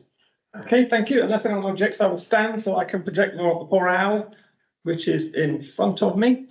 We weren't given a particular theme to address, so I thought I'd concentrate on one quite simple idea, which is that Somerset Rivers Authority is about making things better across Somerset catchments. During the floods of 2014, it was very strongly felt indeed that things in Somerset simply weren't good enough. Therefore, the SRA was set up as a partnership to make things better as regards flooding, not to manage decline, not to desperately struggle to preserve some sort of status quo, but to actively go out and make things better. That really in practice is the extra that the SRA is about. That's why you can see on the screen, the original target was to invest in flood management solutions, having developed a better understanding. That's why we developed the strategy in the way we did, looking at lessons learned, thinking about the context now. And that's why, as David was saying, we were set up as a partnership with our own board, our own governance, our own ring-fence funding, our own ways of working. And the same as David said, when I say our or we, I mean basically the whole partnership. So, I haven't been to this committee meeting before, but I would guest chair that when people turn up, they often talk about things like refreshing and improving and transforming. And everyone here who's being scrutiny members, quite rightly, will be the judge of that. So, what I was going to do was go through a few examples in the hope of provoking some live discussion when the jurors have finished talking. So, first of all, work stream 1, dredging and river management. 2016, we began dredging in the conventional way, big machines, riverbanks, shifting lots of material. We then switched over to trialling various things, which special boats which jetted silt out on the tide. This year, we successfully combined them both. And it was good, worked well. People sometimes think that dredging is a bit of a kind of inferior activity, and it's not right for everywhere. But I sincerely believe that this area where it's done, down in the Parrot, Boroughbridge, Western Soyland, Moorland area, it's actually been a triumph, a real triumph of hard work, observation and intelligence, particularly led for the SRA on behalf of the Parrot Internal Drainage Board, led, lest we forget, by Councillor Bradford's brother, Tony. And it works because it still gets good results, but it's much cheaper, it's much quicker, and it's much less disruptive for local residents and for the environment. We don't just do dredging. Also this year, we've done the one thing along the Brew, the lowland catchments of the Brew, which people have told us they really need to make future improvements happen along the Brew. That is to produce a new revised model of the way Brew works. And in September, the SRA board agreed they would fund extra research to develop practical applications from that model. Also, in the west of Somerset, you see the picture in the bottom corner, we backed a major project on the River Aber, the opposite of dredging, in fact, actually filling the river in so that the water can't flow down anymore, but spreads out over the floodplain. And the effect of that has been to slow flows down the vulnerable areas nearby by nearly 40%. And also it's been kind of fantastic for wildlife. So even in that one work stream, you can see we have a great range of things going on. Land management, including natural flood management, that's what NFM stands for. Two key points really. One, we try to slow the flow of water down from areas. And secondly, we try to deal with it, rainfall as close as possible to where it actually falls. So in upper areas, mid areas of catchments, higher up in the hills, we aim to store water and to hold it back. That's why we've funded a great range of schemes designed to hold back water, like the pond you can see in the top picture up at Luxborough. And where possible, we try to introduce these things in conjunction with other schemes as well. So there's kind of multiplier effect, as has happened at Barrington and Kyhampton. Also, still very popular, trees for water. I know Councillor Munt's big fan of trees for water. It remains very popular. And through that, we also try to encourage schemes that also benefit the local economy. In the bottom corner is an innovative agroforestry scheme over at Pitney. That's with the sheep and the trees you can see there. And we also do a lot to help communities take action themselves. Work stream 3, urban water management. Two same principles apply really. We're very keen to stop water running off from hard surfaces to places where it shouldn't go, and we try to deal with it as closely as possible to where it falls. Make sure those things really work properly. And that's why we do the SUDS inspections. This is inspections of drainage systems. You can see there the culvert being measured with a tape measure to make sure it's gone in exactly as it was supposed to be. And we do that across the county, places like Wiveliscombe, for example, Councillor Mansell's area, because we know that people are very concerned about the idea of too much water pouring off from these new estates. It's a big, big concern locally, always has been, and probably always will be. Going to be Chard, we work with community lots in Chard, nearly 1,000 water butts being distributed, again to try and catch rain where it falls and stop it going down and overwhelming sewers and drains. And we've also funded various studies, particularly completed recently, Minehead, Shepton Mallet, Croscombe, one ongoing in Taunton. And we do that because we want to give partners the knowledge they say they need to go out and make things better.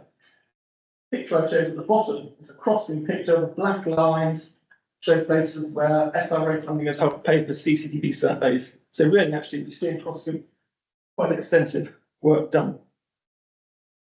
Work stream 4, resilient infrastructure.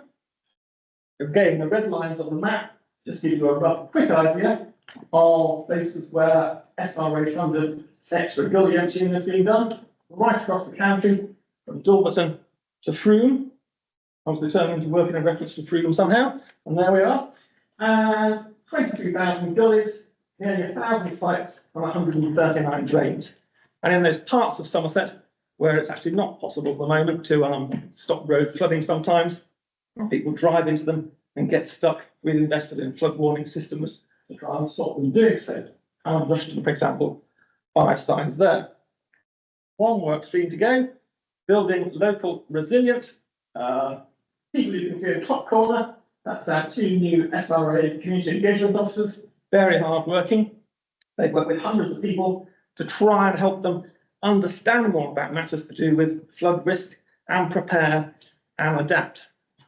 Because I think everyone in this room will agree, flooding across Somerset has got much more intense and unpredictable. If we all think about some of the events that happened over the last 18 months, there have been some extraordinary torrential downpours, far more than is sometimes officially acknowledged in terms of the level of rain that's been falling. And so that's one reason also why, as I know Councillor Hophouse knows, we've been installing quite ingenious, localised flood gauge warning systems to warn people in areas vulnerable that something bad might be coming their way. And in doing that, we've been pushing at the edge of what's technologically possible. Two final things: adaptation. 5 years moves on the levers and bores to try and help people think more about how they're going to adapt to the water-related impacts of climate change. Plans been drawn up in Glastonbury and the Polden Hills, more in progress in places like Minehead, Wells and Martock. And likewise, 9 more associations now going. These bring people together in areas where there's very fragmented land use, dozens and dozens of people. And they've been quite successful because in the past it was quite difficult to work together. And they've attracted great national interest. Dozens of people have come down from DEFRA, for example, to kind of study these, see how they're working. And that's opening up really quite good new opportunities for bringing money into the area, boosting the economy and preserving the environment. In short, to go back to where I started, making things better. And I want to say finally, I think all these things have come about because over the last 10 years, the SRA being the kind of body David was describing, we've been able to develop our own ways of kind of working as a team and as a board, chaired by Councillor Stanton, and as a partnership. It is the only rivers authority in the country. It is genuinely a rare and quite precious thing. And we've achieved a lot. And I hope I give you some idea of that, but we're not complacent. So genuinely, personally, if anyone's got any comments when we finish talking, I would love to hear them for some lively discussion. Thank you, Jonathan. So that was a really whistle-stop tour of what was achieved during 23 and 24. So just to bring the committee right up to date, where have we got to so far this year? Well, it has been a very, very busy few months. I mentioned we published a new strategy in March. We also allocated another £2.7 million to a new set of projects.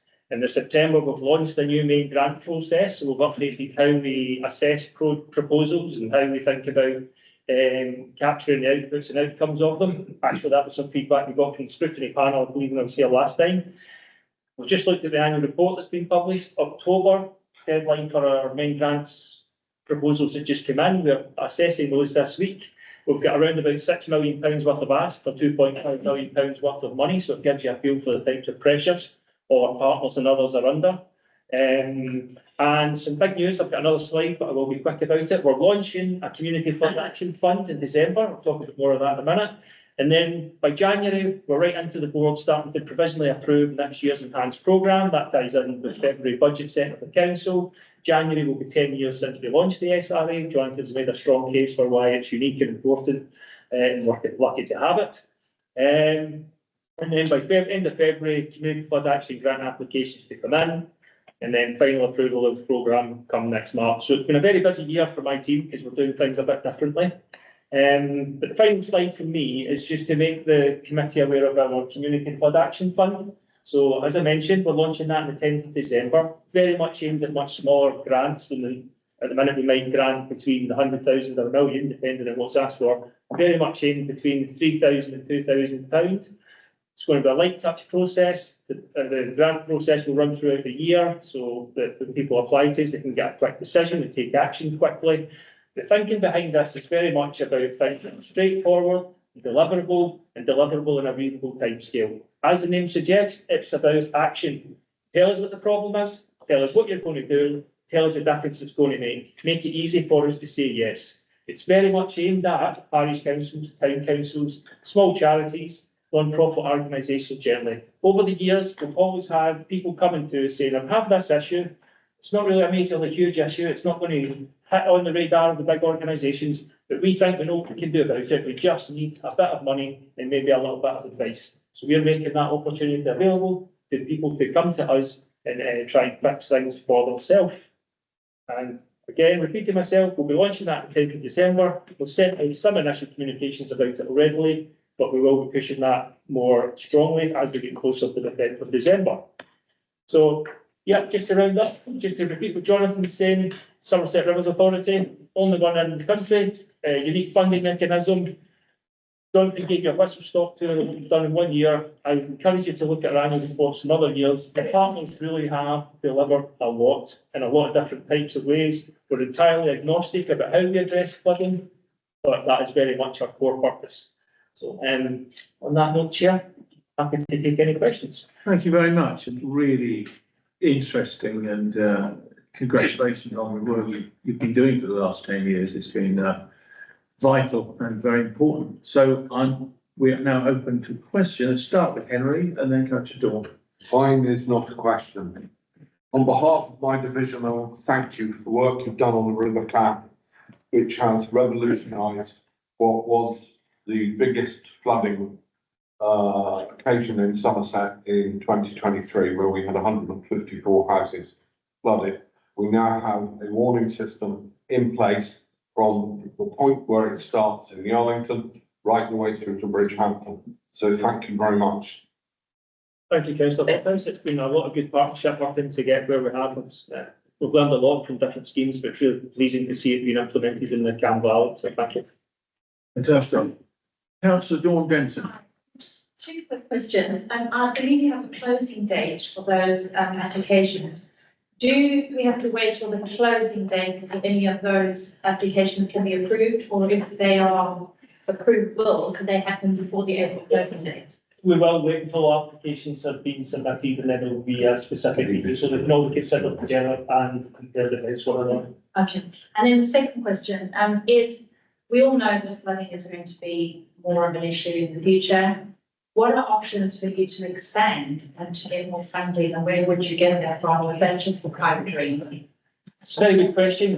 One thing I would say is, one thing the SRA has enabled over the years is we can provide funding, STEM draws and match funding. So we do multiply the funding we already provide in. But I did touch very briefly on our funding is still pegged at the same level we got in 2016. So a flat rate effectively. So as we know, inflation is gradually increasing that.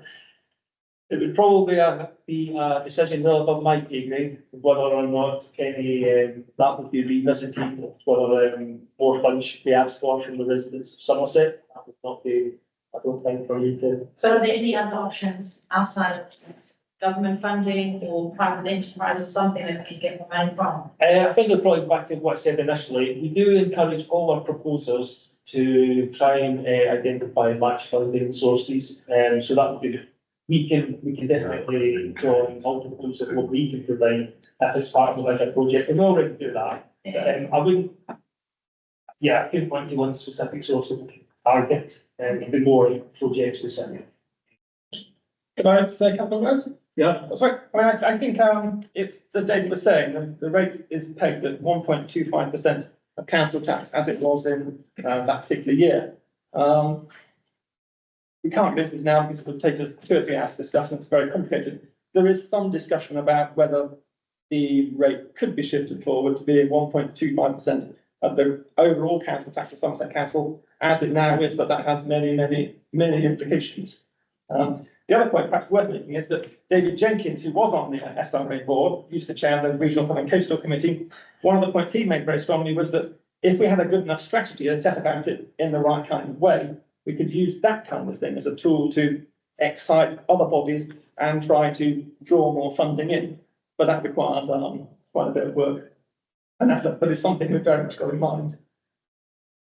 Thank you. Moving on to Councillor Alan Bradford. Thank you, Mr. Chairman. Thank you. Well, I'm really lucky here. Just take a look at those pictures in Spain. You aren't really lucky when you're involved in things like this. You're lucky you are sometimes. And I am going to say it has got a lot better since the SRA been involved over a period of time. No question about that. But it's got a lot better.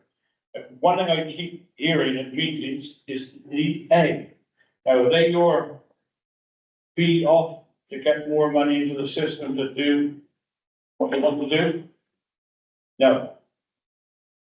No. Right. So you're isolated really in that particular budget you have to work within, etc. Anything seems to be wrong, it always goes back to the EA.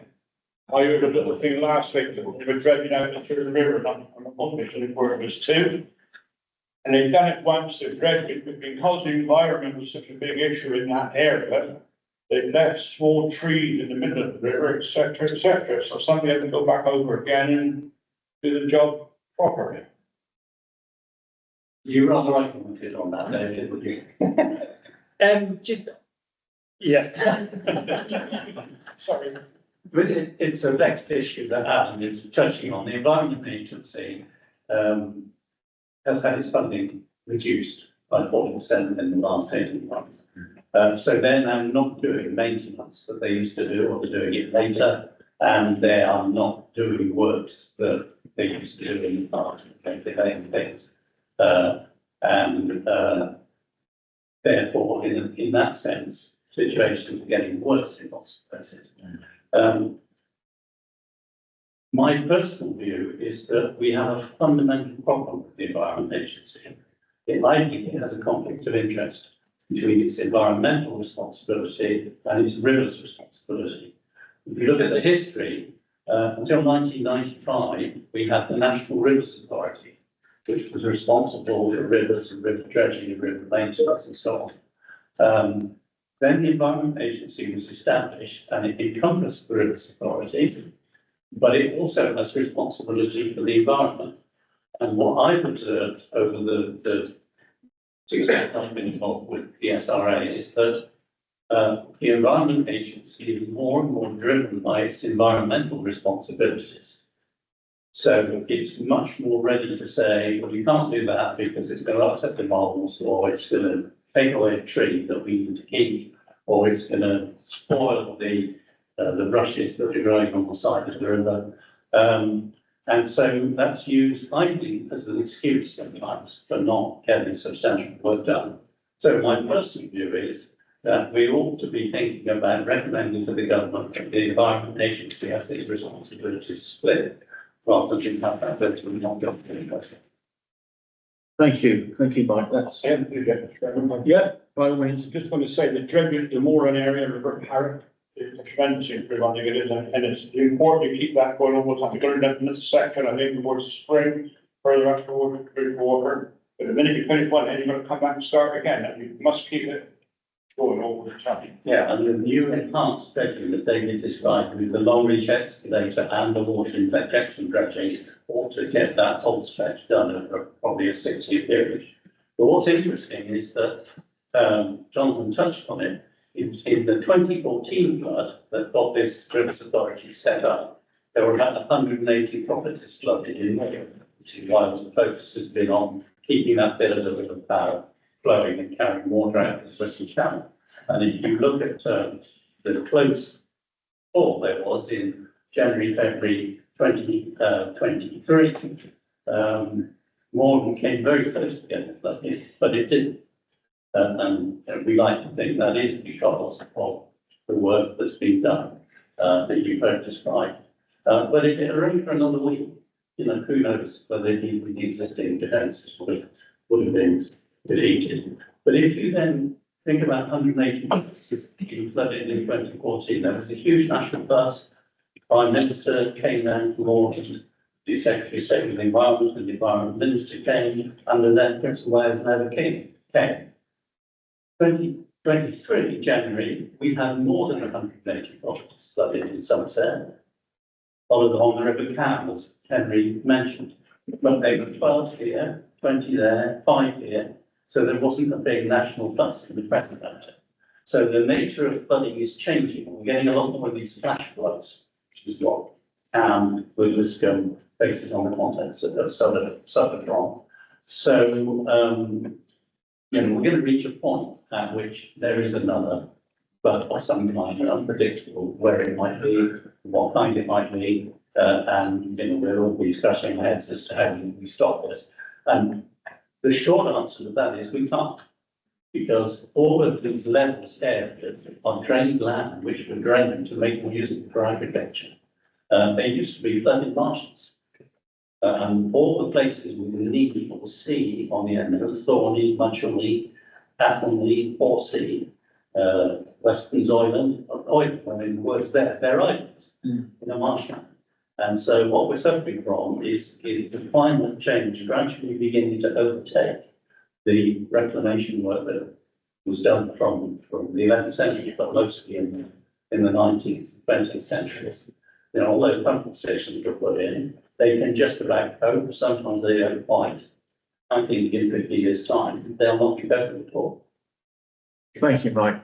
It's a vast subject, Mr. Chairman, really, you could talk about it for hours here. The weather's a bit like people, unpredictable. And that's important. And don't, just bear in mind what the lake is, it's surrounded by lakes. When do you think we got Exmoor, Quantocks, Blackdowns, Mendips? And all these things in the valleys, the water runs down the hill, and that's hopefully it gets on those areas. It's a matter of coping. Like Chairman just said, the weather is changing, no question about that. And when it does happen, it's severe. It's severe weather. Now, take this year. Any farmer done his job properly this year is wrong. He put his wheat in, early, and got all that rain through October, etc., and he lost it. You got to replant that, release the crop. Anybody coming in now, the next week's prediction of weather, they're going to be right. They're going to say last year they've been wrong. Such as the intensity of that rain, it does affect that crop. And bear in mind that affects the crops for 2 years. Crop of maize, and a big part in everybody's life, maize. And that's probably becoming one crop in 2 years now because they can't get it off quick enough to get their following crop in, which is winter wheat, because of the climate changes of the weather. So something different is going to have to be resolved on that. Tremendous change gone on in the last 10 years, but I do think the SRA has made a lot of difference to Somerset. So certainly please more of them.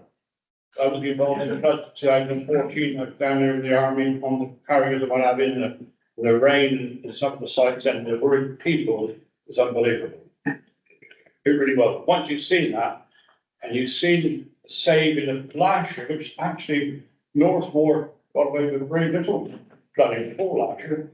But I got it feeling you robbed Peter to pay Paul. Somebody else had it. Water's got to go somewhere, right? If that pit has a lot, that doesn't get nothing back. And that's how it works. But it's getting the balance right, and it's getting the balance right quick enough. But with some of these pumps are orchestrated. I'll take an example of more than 4 gauge now, massive pumps there. They need to be orchestrated quicker. And local knowledge is the ones on that, not people out of the way. It can take 5 days to need to shut the pump on. Get it gone. Stitching time will always say no. It's an old-fashioned philosophy, right? By God, drainage is one of those things. And you go back to farmers maintaining some of their own ditches, etc. Not only on the levels, on the hills as well. You know, a lot of people had pits years ago when the water went. They're no longer about anymore, they've been filled in. So where does the water go when it rains? Straight at the gateway, down the road, and you're at the bottom of the hill, you're in trouble. I've one rarity on this because I used to farm a couple of more, so I had more sense to soak that land and move that the hill, you know. But so you always guarantee like perhaps, because it's wet in the summer on the moors how it was, when he went up the hill, it was burning up. So you know, to live through that period of time, and you've got a lot of knowledge, I'd say. Yeah, well, Alan, you did touch on another issue, big issue, that's food security. Food security, that's a big old issue. Especially with the budget going on, but I don't think it's short of food in 2 years. Yeah. I think, Adam, did you have your hand up? Let's move on. The question about building resilience. I know that you've been working offices with 24 communities and with others as well, I'm sure. But I know there's 272 parishes in Somerset. So is there a plan this year to get some more? And also, is there a plan to make every community resilient? I'm sure you're prioritising the worst affected by flooding, but there's others with location effects. I don't have a plan in place, and they just have to wash down the sandbags. You have to speak louder, please.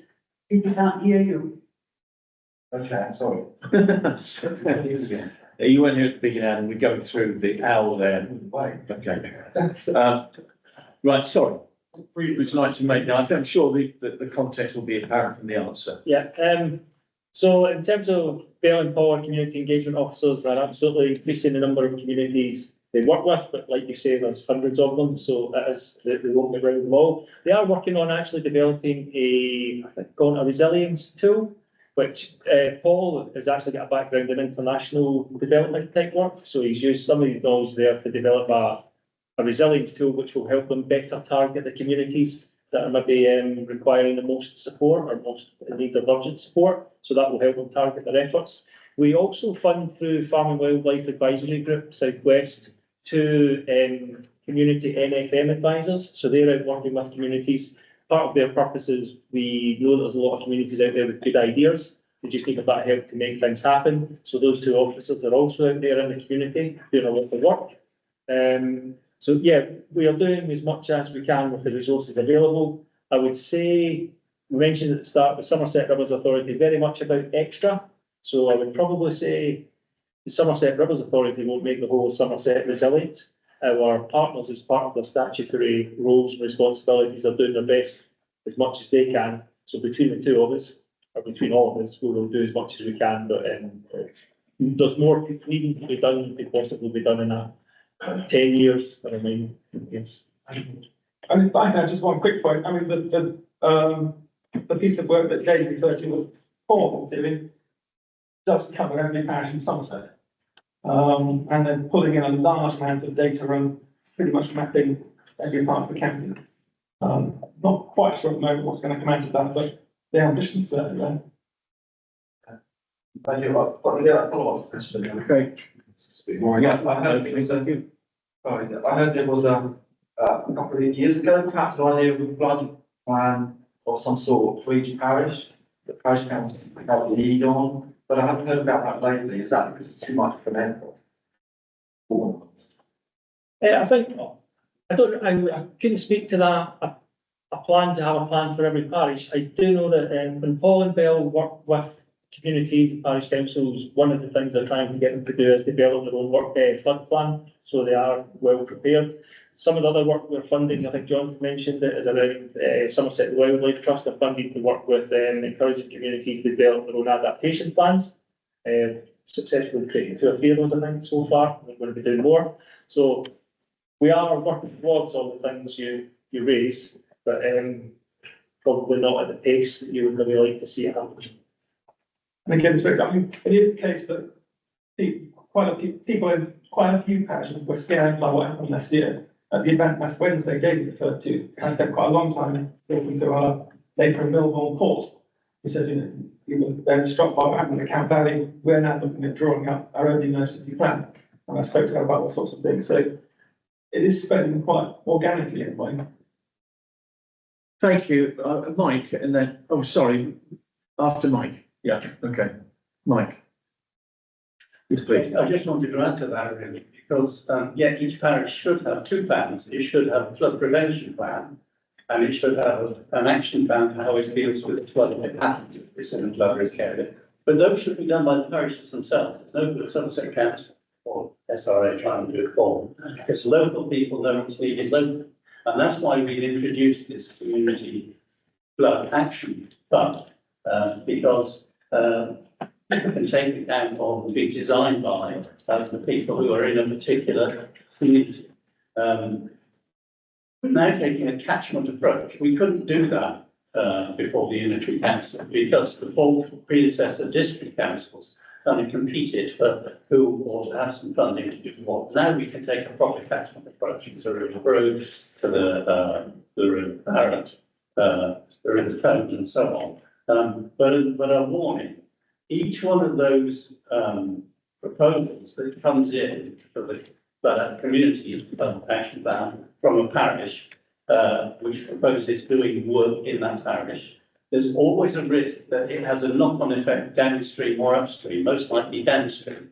I mean, obviously, if you're increasing through the flow of water through a particular place, then it gets quicker to somewhere else further downstream. So the officers are going to have to do a really careful job of assessing these requests that come in from various communities to make sure that they don't just make something worse for somebody else. Thank you. I've just been informed, I may have been informed before, I've forgotten, this room is actually in use at 1 o'clock. So I'm going to push this agenda on, this item on a bit. Do you wanted to say something? I'm sorry.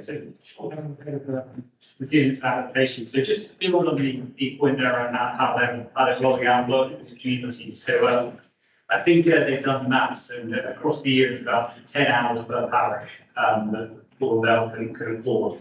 So it is quite tight, but they've attended every single LCM and decent ones now to do to do presentations and follow those up with workshops specifically around plan writing and such topics. So that's the mechanism for trying to get that information in the hand of everybody, the right places in the parish, and so they can build their plans. So that's in place. And if you need any advice or any interaction, want to reach out and come to the SRA, we can get to the other stuff.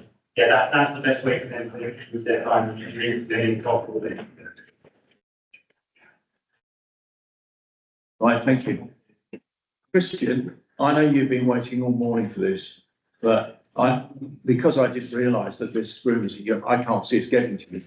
I think we need to move on to item 9 after this, because we've got a public question in there, so our apologies. It's an information report anyway, so I can send it. You've got the papers anyway. If there's any questions, I'm happy to take those questions outside of this. That would be fantastic. Thank you for your understanding. Right, I'm going to ask that the people online coming out, please keep it short. Thank you very much. So I'm going to start with Sue. Sue Osborne, thank you. Yes, thank you. I will keep it brief. I can't believe it's 10 years since we set up the Somerset Rivers Authority. And I think you ought to be congratulated for the work that you've done over the last 10 years with quite modest resources. And I also note now that the Parrot Tidal Barrage or the Bridgewater Flood Barrier, you've now actually got confirmation of your business case funding in September. And I know that was a very, very, very major project. So congratulations for all your efforts on that. And I'm sure we look forward to seeing it completed in 2027. The question I have in mind is that once upon a time, there was an aspiration that the Somerset Rivers Authority would become a precepting body in its own right. And the former MP, David Warburton, did try to do that through a private member's bill, but as we all know, it didn't succeed. Is that something that's going to be looked at again going forward? You're absolutely right, Councillor Osborne. It did get as far as the I think the House of Lords, and then it fell foul for various reasons at that point. We have never then managed to get the governments of the day to pick that up and continue to take it forward as was the original intention. It would seem highly unlikely that that will be picked up anytime soon, if at all. But I would say that's probably as much as I can say. I can sense Mike Stanton may wish to say more, or happy with that. No, I can't really add to that. I mean, that's the fact. The government intention, stated intention in 2016 was that they would set up rivers authorities all over the country. They didn't. They never brought forward a bill to the House of Commons.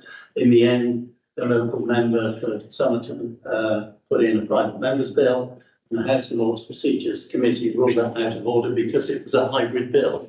It basically gave the Secretary of State the environment powers that a Secretary of State shouldn't have. And so it was ruled out of order.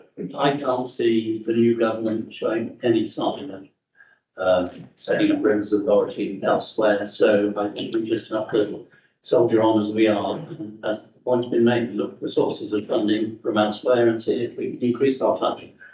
Thank you.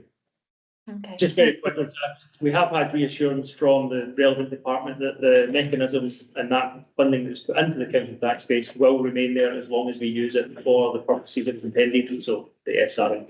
Thank you very much. Dave Mansell online, please. Thank you. Was Sue before me? I don't wish to jump my turn, but I'll go, shall I? I'll be quick too, or try to be. I must say, as have good projects you're doing, ALA, beavers, natural flood management, really good stuff, and much else too.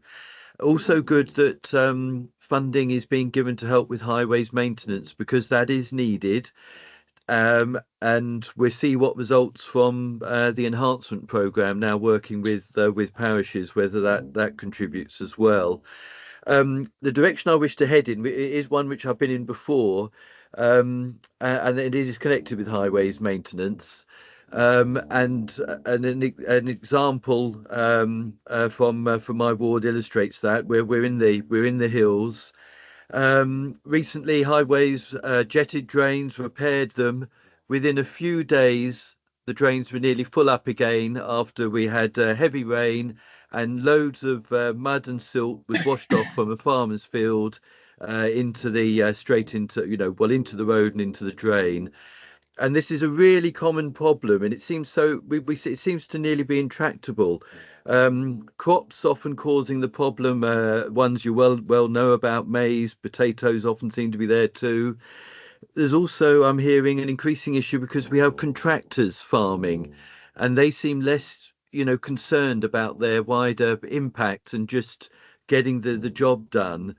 And it is causing problems. I'm wondering whether highways need to, start developing a stick more. What are the question to the Rivers Authority is, have you got any good ideas, for addressing this? Any carrots you can offer? And I should also mention that the involvement of FWAG, the Farming Wildlife Advisory Group, that feels really positive. Although I'm hearing again, the landowners are being resistant to, or not too interested in getting the advice, and the problems are remaining. Anyway, so I think I've outlined it, but from the experience, are there any good projects, any good ways of addressing this, or can they, can further attention be paid to it? Because it feels like a persistent issue which we're not getting to grips with. Yeah.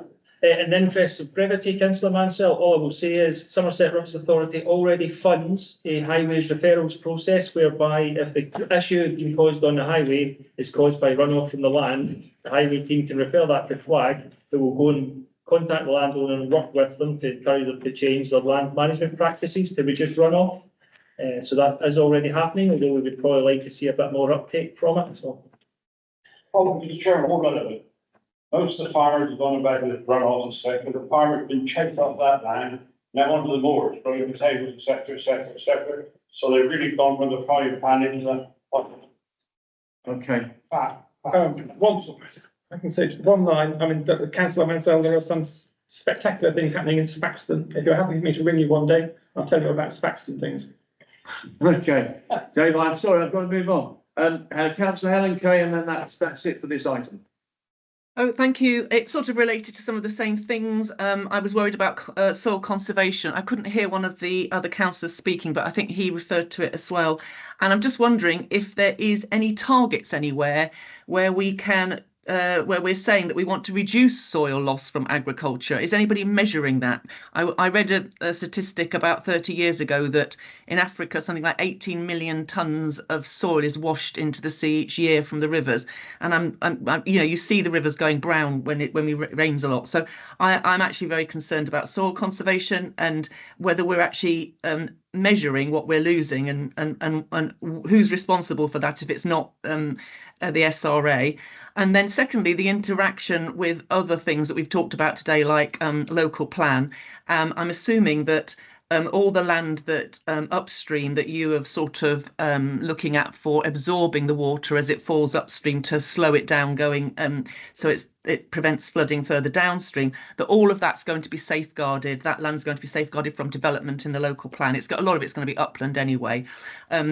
And that also when it comes to looking at surface water flows, the Environment Agency maps are not up to date, and quite often local people will tell you that there's flooding in certain areas, but local plans, development plans go forward. They say, oh yes, we can have a housing estate or even a small house or something there, but they're not taking any notice of the fact that local people are saying that they know it floods there, but the Environment Agency map says it doesn't.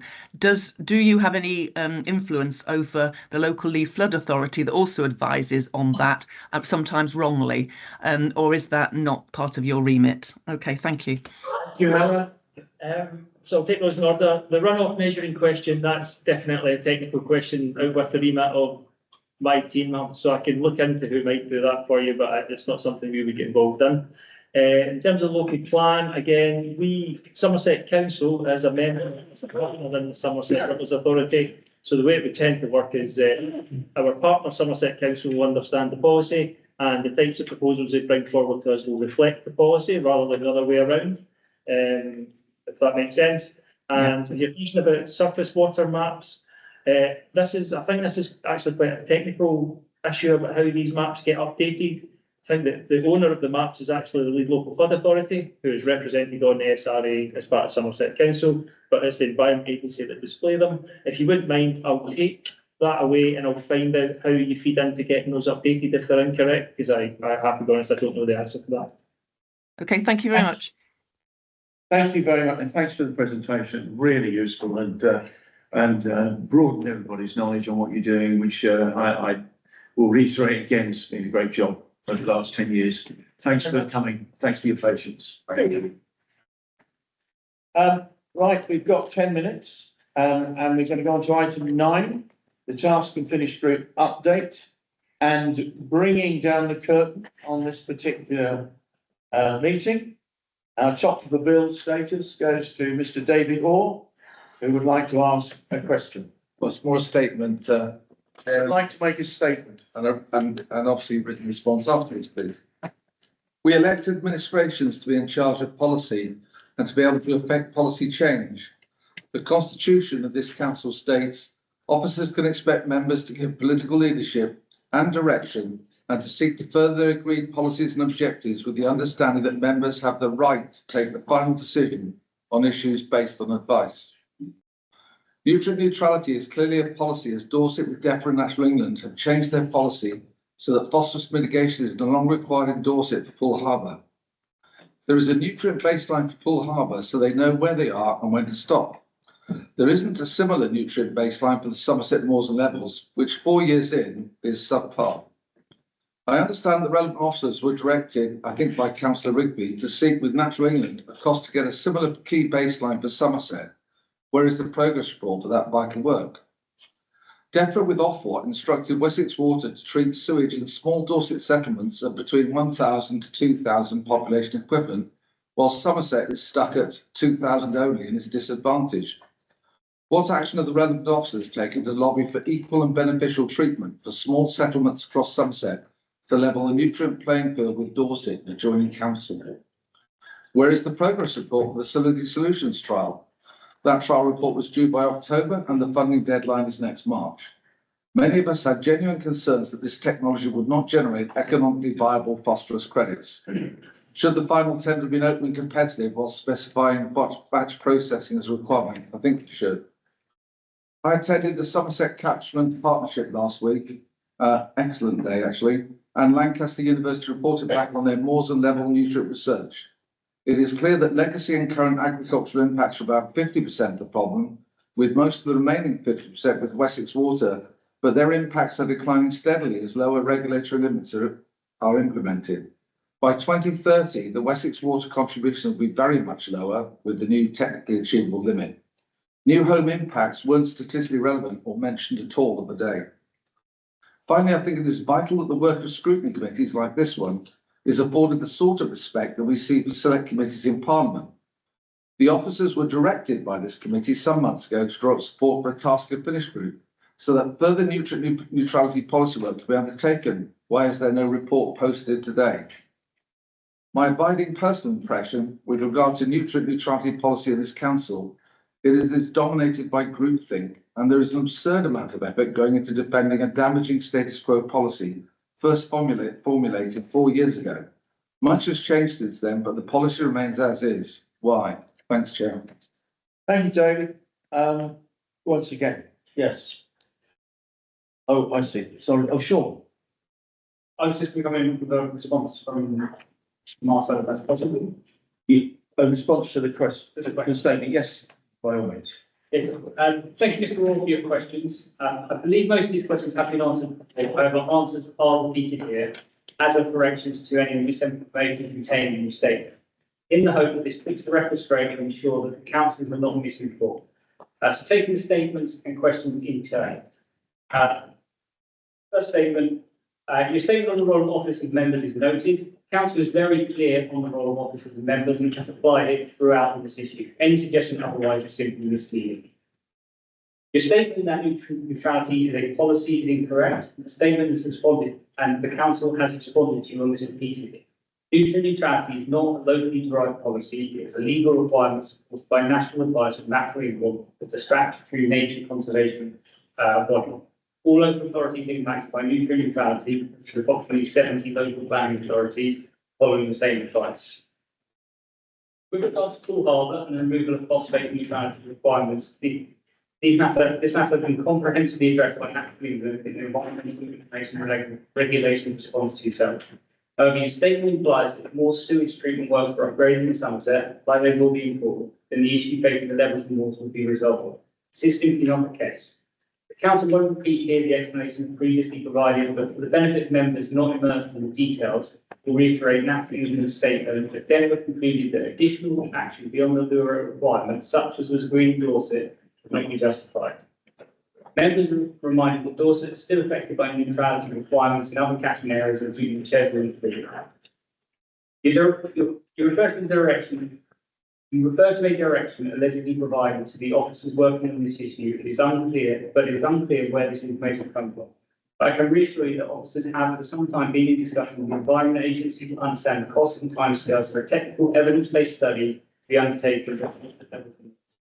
Somerset Council is not responsible body for undertaking the technical evidence base and does not have the statutory powers to ensure delivery of identified measures. We are working closely with partners to progress this work. Council was offered to fund the initial scope and phase of this work and moving at pace. But clearly we are not the appropriate body to commission such work. Updates will be provided at key milestones. Members are reminded that the technical evidence base for Poole Harbour was developed by the Environment Agency in response to the report order that was 6 years to complete. The need for this technical work to be undertaken is not disputed, but is not a quick fix. It must be done in a way which takes account of other issues affecting the levels of waters, such as flooding, climate change, and socio-economic issues. The statement noted the impact of agriculture on the levels of waters, the significant role of the agricultural sector as a source of phosphates, and the need for current reductions in phosphates emissions from this sector, as well as bringing online new, innovative measures to tackle the issues of legacy phosphates is widely recognised. This is not new information. Naturally, we've made this clear to you in their EIR response. However, this does not change the position the Council will unfortunately find itself in when it comes to new development. In your written statement, you expressed views on the Salancy Solutions trial. The many questions on this topic have been responded to before, but for the benefit of members, officers would reiterate the purpose of the trial is to understand whether this is a good value for money solution. This trial was a key part of the Council's successful nutrient mitigation funding. All procurement procedures have been followed, and if the trial does not result in it being a cost-effective approach, a wider rollout of this technology will not proceed, and funding provisionally allocated to this project will be reallocated to one of the 5 other projects. With respect to your question and update on the Sergeant Group, I'll provide that in a moment if that's okay, just on the back of this. And it's unclear the group thing you're referring to in the final statement. The Council can only assume by this you mean thinking of the circa 70 local authorities who all find themselves in the same position. Members are reminded that the Council resources are tight and at all times officers spend on responding to various of the same questions. Time is not spent on addressing the underlying issue, which we all want to see resolved. If the legal position or the evidence changes, then the Council position will change. The Council continues to devote considerable efforts to exploring all possible realistic avenues to achieve this, while also ensuring that we do everything we can to make the situation here and now better. And just turning specifically to the task and finish group and where we are on that. So, as we mentioned there, the work that has been done on board, we've been having close conversations with the EA and that's England on bringing forward a similar report. We've got to the point of completing a draft protocol document for the task and finish group. I have shared that with both yourself, the Chair, and Councillor Holthouse for final review. As and when we get your sign on that, we share it with all members so that we can make sure that we get all names that are needed to join the group, and then we'll set up the first meeting with the group within the next month. Thank you, Sean. I'd like that response circulated, please, by email to everybody. I can't allow time for a debate, but I want Henry Hobhouse to come in with a response to that and to tie up, unfortunately, in the 2 minutes we've got. Right, so we'll be very quick. I also attended the Somerset catchment meeting. There were no officers there, not one. The situation was that the professor in charge of the group, who is Paul, I can't think of his surname for a minute, is with us, thank you, admitted to me that the knowledge they had of what was happening on the levels, not the river catchments going into them, but what was happening on the levels, was non-existent. And no work has been done since the letter came out in 20 of August 2020, and we are in charge of the operation. It's no good saying that we have no technical knowledge. We should be have gathered it and dealt with it, and we should have put ourselves in a position that we could acknowledge that we were in charge, and we haven't done so. And in April, when we had the meeting here, the Natural England had to correct our officers about who was in charge. 3.5 years after the operation started, and in the original letter, it states that the councils are in charge. Full stop. No more time. Well, we've just had a state of execution on that, but I don't want to extend it too much. What I would like to say, Councillor Rigby. No, don't use that mic. No, we don't use your mics. You just need to come forward. Shout. Just very quick, before we go into that meeting there. Yeah. I didn't quite catch it because I was driving in to town. Do I understand correctly that the Sergeant Ministry hasn't actually met? No, it hasn't. It hasn't. Okay, right. Nor has it had an agenda. How many months ago was that? 5 months. I think. Yeah, thank you. I think we must get this sorted, this task and finish group. I realise there may be some debate over what the remit is, but it needs to be resolved and resolved very quickly. And I think I asked at the last meeting that this was in action. This task was actually up and running by the time we got to this meeting, and it still isn't. Now, if anybody wants to route the problems or the issues through me, I'm happy to take them on. But I do want to get that going. I'm hoping that we will have some sort of result, some sort of meeting or agreement by the next meeting in December. And although we've been given an opportunity to go on any further, I really don't think there's going to be any purpose in doing that unless anybody's got any great objections as we rush through it. So looking around, no, okay. And the next meeting will be on Friday, the 20th of December. It's been changed from Monday, the 23rd of December because of obvious reasons. And it will be in the Sedgemoor Room at Bridgewater House in Bridgewater. Not here. I will need to give apologies for that, and I'll have to check. I'm unavailable. Okay, thank you. Yeah. Quick one, Chair, if I could. I should have asked this earlier. A meeting, we had a presentation with the bus partnership, who said they will be introducing a young person to rail bus card shortly. Yeah. Could we have an update on that and see whether it will be coming shortly or how it's getting done? Right, still on one. Next meeting, I think it'll have to be. Yeah, an update whenever. Take it away, yeah. Thank you very much, Rob. Nothing else? Okay. Thank you very much for your time. Sorry about the technical problems. See you in Bridgewater on the 23rd of December. Sure, I'll 100% email.